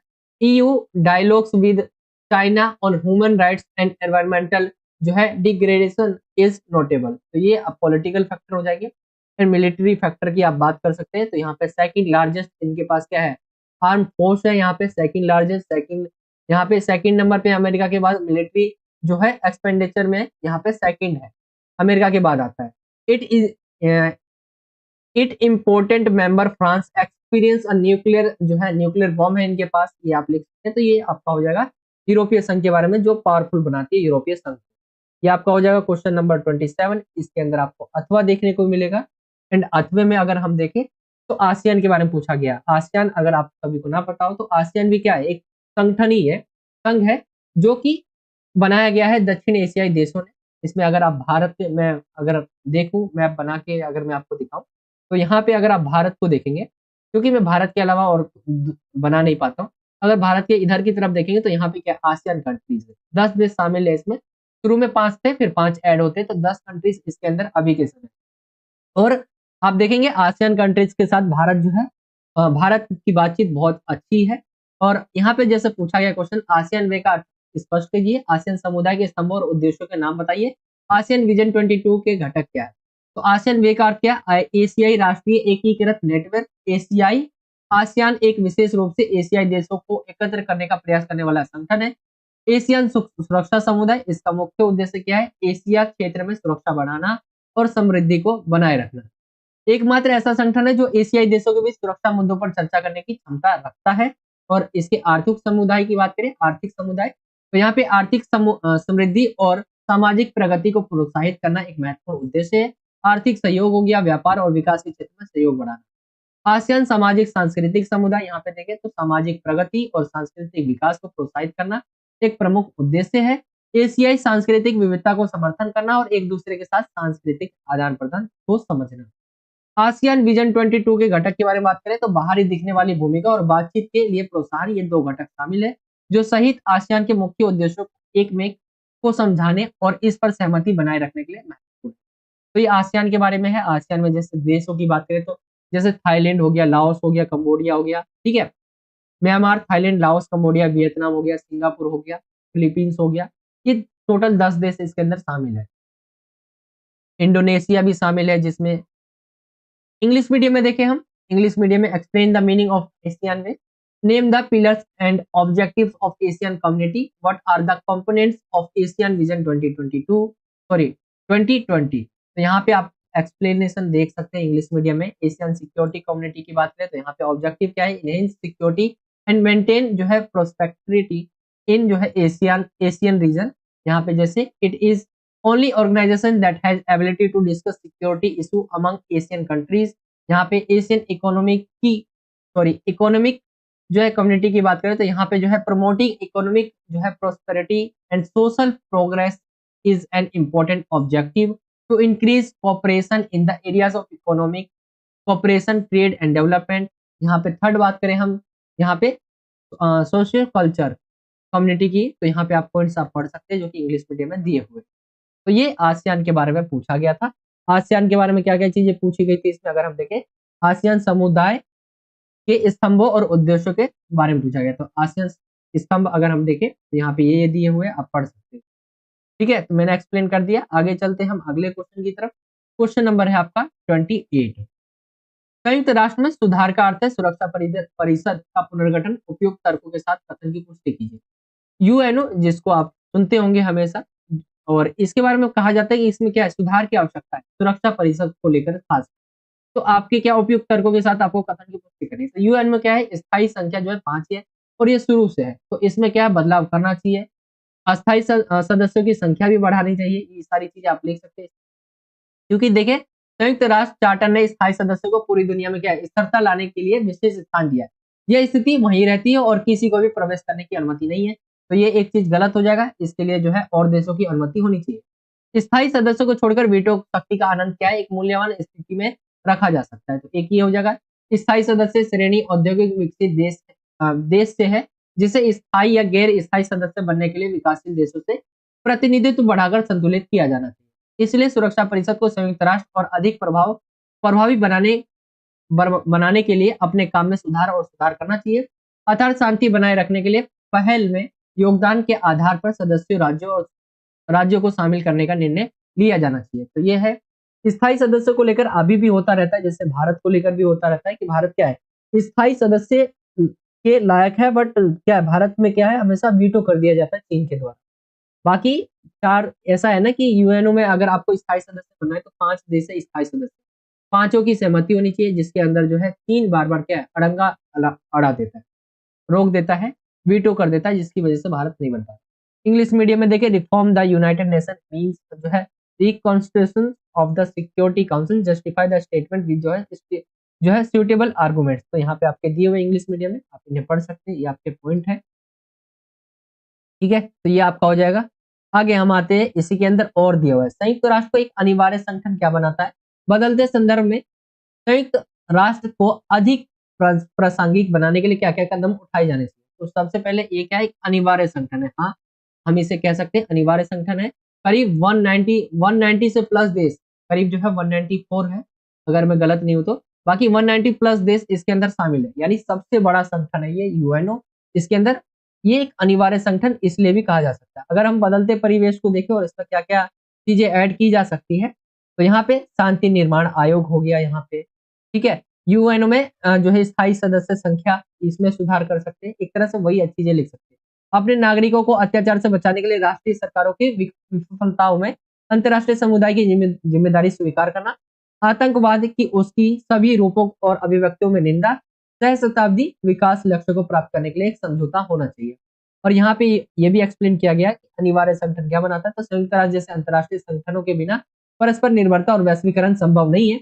एक कारण ये हो गया, गरीबी, बेरोजगारी, पर्यावरण जो है, जो भी पर्यावरण को नुकसान होता है, वो ऐसे मुद्दे, उसको लागू करने के लिए हमें संगठनों की आवश्यकता होगी, जो कि यूएनओ इसके लिए सही लगता है। पूरे विश्व में अर्थव्यवस्था को स्थिर करने के लिए विकासशील देशों को वित्तीय सहायता प्रदान करना, संयुक्त राष्ट्र राष्ट्रों के बीच या किसी भी अंतर्राष्ट्रीय विवादों को सुलझाने और सर्वोत्तम संभव तरीके से सुलझाने के लिए एक मंच के रूप में कार्य करता है, अंतर्राष्ट्रीय शांति और समझ को बढ़ावा देता है। तो ये पॉइंट है जिसकी वजह से एक अनिवार्य संगठन है, और साथ ही इसको अधिक प्रासंगिक बनाने के लिए ये चीजें की जा सकती है। आप इन्हें जरूर ऐड करना। एक स्थायी सदस्य वाला, स्थायी सदस्यों की संख्या भी बढ़ाई जा सकती है, बढ़ाई जानी ही चाहिए, ये आप लिख सकते हैं। ये हो जाएगा। इंग्लिश मीडियम में आप देख सकते हैं, what make the United Nation an essential organisation, what step should be taken to make the United Nation more relevant in the changing context. तो यहाँ आप इसके पॉइंट है, आप इसे पढ़ सकते हैं। एंड यहाँ पे क्या क्या है, यहाँ पे आप जो है मोर रिलेवेंट कैसे हो सकता है, यहाँ पे आप ये भी पढ़ सकते हैं। ये इंग्लिश मीडियम में आपके दिए हुए आंसर, आप इन्हें पढ़ना चाहें तो पढ़ सकते हैं। अब हम आते हैं क्वेश्चन नंबर 29 की तरफ। क्वेश्चन नंबर 29 है, स्वतंत्रता के समय भारत के सामने किन्हीं 3 चुनौतियों के बारे में पूछा गया। तो एकता के सूत्र में बांधना सबसे बड़ी चुनौती, क्योंकि भारत क्या है, नया नया आजाद हुआ था, और उस समय क्या है, भारत में पहले से ही बहुत सारी विविधताएं रही है, और उसमें भी जब विभाजन हो जाए और देश में पूरा भगदड़ हो, तो उस समय क्या है, उनको एकता के सूत्र में बांधना सबसे बड़ी चुनौतियों में से एक थी। एंड 3 चुनौतियों में सबसे ऊपर इसको रखा गया।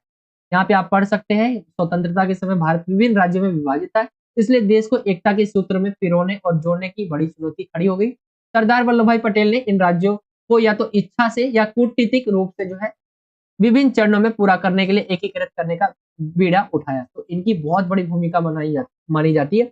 आज जो भारत एक है ना, उसमें बहुत सबसे बड़ी जो भूमिका है सरदार वल्लभ भाई पटेल की है। उन्होंने मतलब ऐसा उन्होंने किया ना कि इन राज्यों की या तो इच्छा से हो जाओ या कूटनीतिक रूप से, या और भी तरीके इन्होंने अपनाए। और भी तरीके मतलब आप सभी जानते हो। लोकतंत्र की स्थापना करना भी दूसरी सबसे बड़ी चुनौती मानी जाती है, जिसमें भारत सरकार ने संसदीय स्वरूप के आधार पर प्रतिनिधि लोकतंत्र का गठन किया और राष्ट्र में इन लोकतांत्रिक प्रथाओं को विकसित करना एक बड़ी चुनौती थी। तीसरी चुनौती थी आर्थिक विकास करना। उस समय भारत के सामने बहुत सारी आर्थिक रूप से भी गरीबी, बेरोजगारी, ये सारी चीजें प्रॉब्लम थी। इसका भी जो है हमें सोल्व करना था। तो तीसरी चुनौती के रूप में आर्थिक विकास करना हमारे पास था।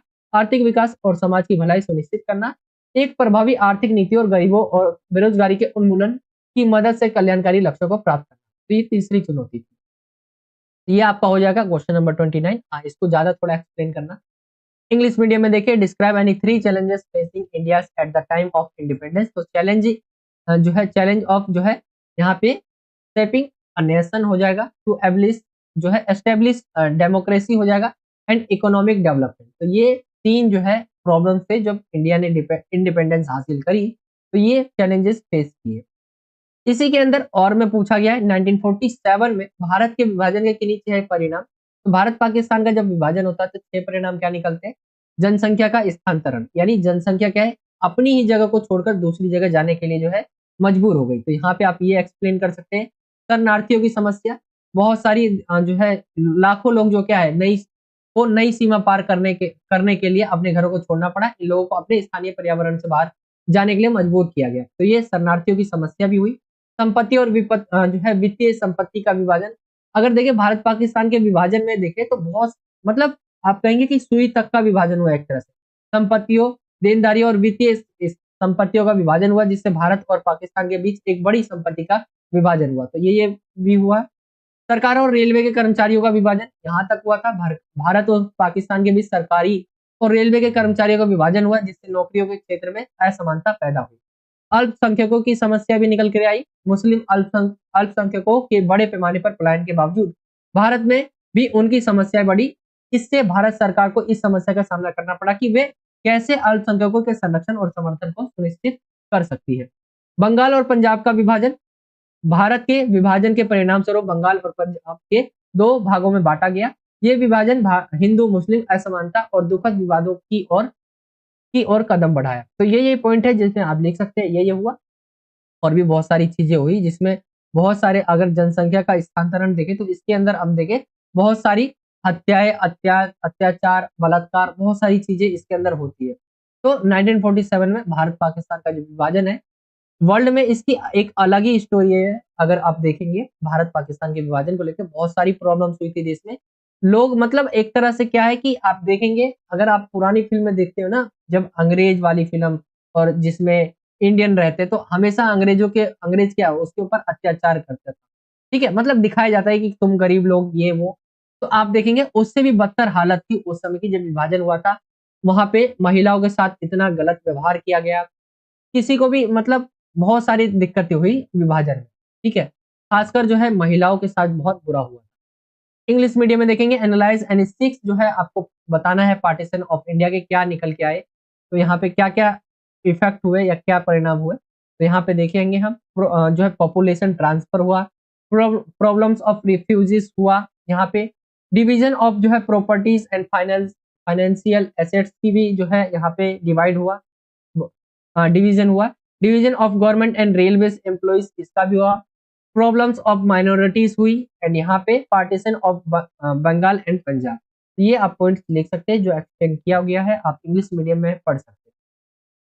आगे हम आते हैं क्वेश्चन नंबर 30वें की तरफ। क्वेश्चन नंबर 30वां है, 1989 से भारतीय राजनीति में किन्हीं 3 प्रमुख घटनाओं का वर्णन करना है। तो 3 घटनाएं पूछा गया है, जैसे क्या क्या होता है 1989 के बाद देखें तो हम देखते हैं कि जो कांग्रेस प्रणाली है, एक तरह से कांग्रेस जो पार्टी है उसका दबदबा लगभग खत्म हो जाता है, यानी कांग्रेस प्रणाली का अंत हो जाता है। 1989 में हुए चुनाव में राजीव गांधी की कांग्रेस पार्टी हार का सामना करती है और इससे दशकों तक शासन में रही कांग्रेस प्रणाली क्या है उसका अंत होता है और नई राजनीतिक परिस्थितियों में राजनीतिक स्कीमों में बदलाव का मार्ग है प्रशस्त किया। मंडल मुद्दा था क्या?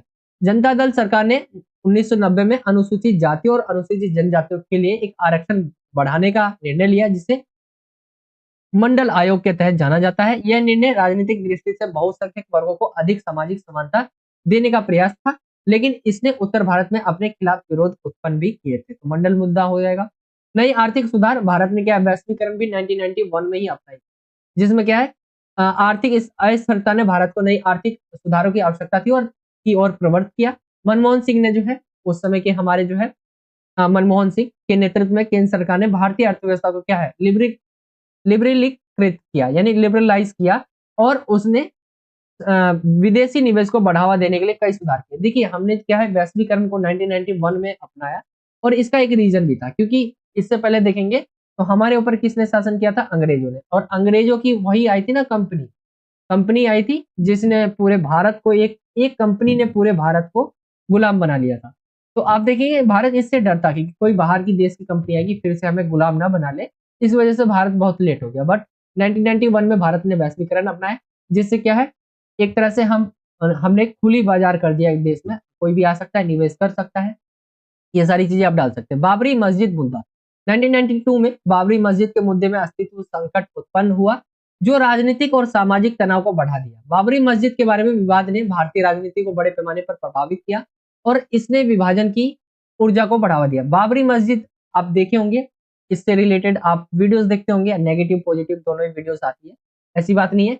एक की तरफ से कहा जाता है कि ये हमारा है, दूसरी तरफ से कहा जाता है ये हमारा है बाबरी मस्जिद। तो बाबरी मस्जिद जो है गिरा दिया जाता है, इसको लेकर जो है उस समय बहुत सारी दिक्कतें भी पैदा होती है। एंड आज तक जो है कई सारे लोग, अब मैं कहूँ ना इसके ऊपर मेरी क्या राय, मेरी राय यही है कि भारत के अंदर कोर्ट है, ठीक है, भारत के अंदर न्यायालय है, न्यायालय जो फैसला करती है वो सभी को मंजूर होना चाहिए, क्योंकि भारत की न्यायालय क्या है सबसे सर्वोच्च मानी जाती है। अगर उसने जो फैसला दिया, अगर वो आप क्या कर सकते हैं, आप उसके ठीक है आप माने ना माने वो अलग बात है, लेकिन न्यायालय ने जो फैसला दिया है उसको आपको मानना ही पड़ेगा, आप सोच जैसी भी रखें। राजीव गांधी की हत्या हो गई, तो ये भी एक इसके अंदर आ जाएगा 1989 के बाद में। 1991 में प्रधानमंत्री राजीव गांधी की हत्या हुई, जिसने भारतीय राजनीति में एक और महत्वपूर्ण बदलाव को संकेत दिया। इसके बाद पूनम भारती और यादव समूह की शुरुआत हुई, और वे अपनी राजनीतिक दल को बनाने के लिए सक्रिय हुए। तो ये आप पॉइंट्स यहाँ पे डाल सकते हैं कि 1989 के बाद भारतीय राजनीति में क्या क्या घटनाएं हुई। 3 बोले गए थे, यहाँ पे मैंने आपको करीब जो है 5 मुद्दे बता दिए। तो इनमें से कोई भी 3 आपको जो एक्सप्लेन आप अच्छे से कर पाए उन्हें लिख लेना। क्वेश्चन नंबर 30 को इंग्लिश मीडियम में देखेंगे। Describe any 3 major events in Indian politics since 1989। तो यहाँ पे मैनी हो गया, जैसे कि एंड ऑफ कांग्रेस सिस्टम हो गया, ठीक है, डिविजनल यहाँ पे इशू आप लिख सकते हैं, न्यू इकोनॉमिक रिफॉर्म्स आ गया, बाबरी मस्जिद इशू आ गया, एंड राजीव गांधी एसोसिएशन, ठीक है, यहाँ पे डेथ यहाँ पे लिख सकते हैं। ये पॉइंट हो जाएंगे, आप एक्सप्लेन कर देना। बाकी ये आपका दिया हुआ है, आप पढ़ना चाहे तो पढ़ सकते हैं इंग्लिश मीडियम।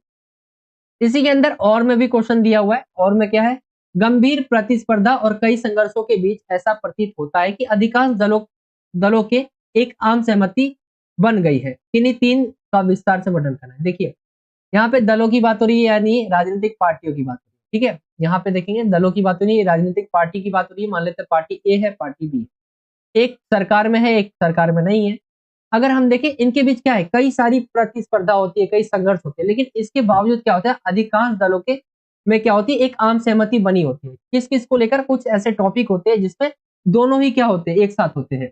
जैसे नई आर्थिक नीतियों का समर्थन हमेशा दोनों ही, कोई भी पार्टी हो, सभी पार्टी, अधिकांश राजनीतिक दल क्या है, देश को समृद्धि और दुनिया में आर्थिक शक्ति की स्थिति को आगे बढ़ाने के लिए नई आर्थिक नीतियों को समर्थन देते हैं। तो ये आप लिख सकते हैं, इससे देश को विशेषकर आर्थिक दृष्टि से मजबूत करने का प्रयास हुआ है और उच्च वित्तीय स्थिति में सुधार हुआ है।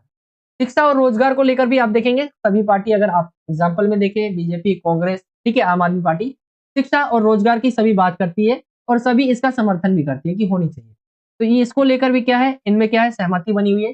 राज्य स्तरीय दलों की भूमिका, राष्ट्र के शासन में राज्य स्तरीय दलों को एक महत्वपूर्ण भूमिका देने का नारा उठा। यह स्थानीय जनता के मुद्दों को बेहतर ढंग से समझने और सॉल्यूशन प्रदान करने में मदद करता है और राज्य स्तरीय नेतृत्व के माध्यम से राष्ट्र के संपूर्ण विकास में सहायक हो सकता है। तो इसको लेकर भी क्या है, सभी की सहमति बनी हुई है। गठबंधन की राजनीति, हमने गठबंधन को भी अपनाया कि किसी एक पार्टी को बहुमत नहीं मिल पाया तो 2 पार्टियां मिलकर यानी गठबंधन करके आप जो है सरकार बना सकते हैं। तो इसके लिए भी क्या है, सभी की सहमति रहती है। तो बहुत सारी पार्टियों के बीच बहुत सारे विरोध होते हैं, बहुत सारी संघर्ष होते हैं, लेकिन उसके बावजूद भी कुछ ऐसे मुद्दे होते हैं, टॉपिक होते हैं जिनके ऊपर वो एक जैसी राय रखते हैं, एक जैसी सहमति रहती है। तो आई होप कि आपको समझ आ गया होगा। एंड इंग्लिश मीडियम में आप देख सकते हैं, यहाँ पे इंग्लिश मीडियम में यही क्वेश्चन आपका दिया हुआ है। एंड यहाँ पे इसकी बात करें, support of new economic policies का करते हैं, support of education and employment का करते हैं, role of state level parties का, एंड जो है पॉलिटिक्स, ठीक है, पॉलिटिक्स, यहाँ पे इसका भी करते हैं। तो ये आपका हो जाएगा इंग्लिश मीडियम में।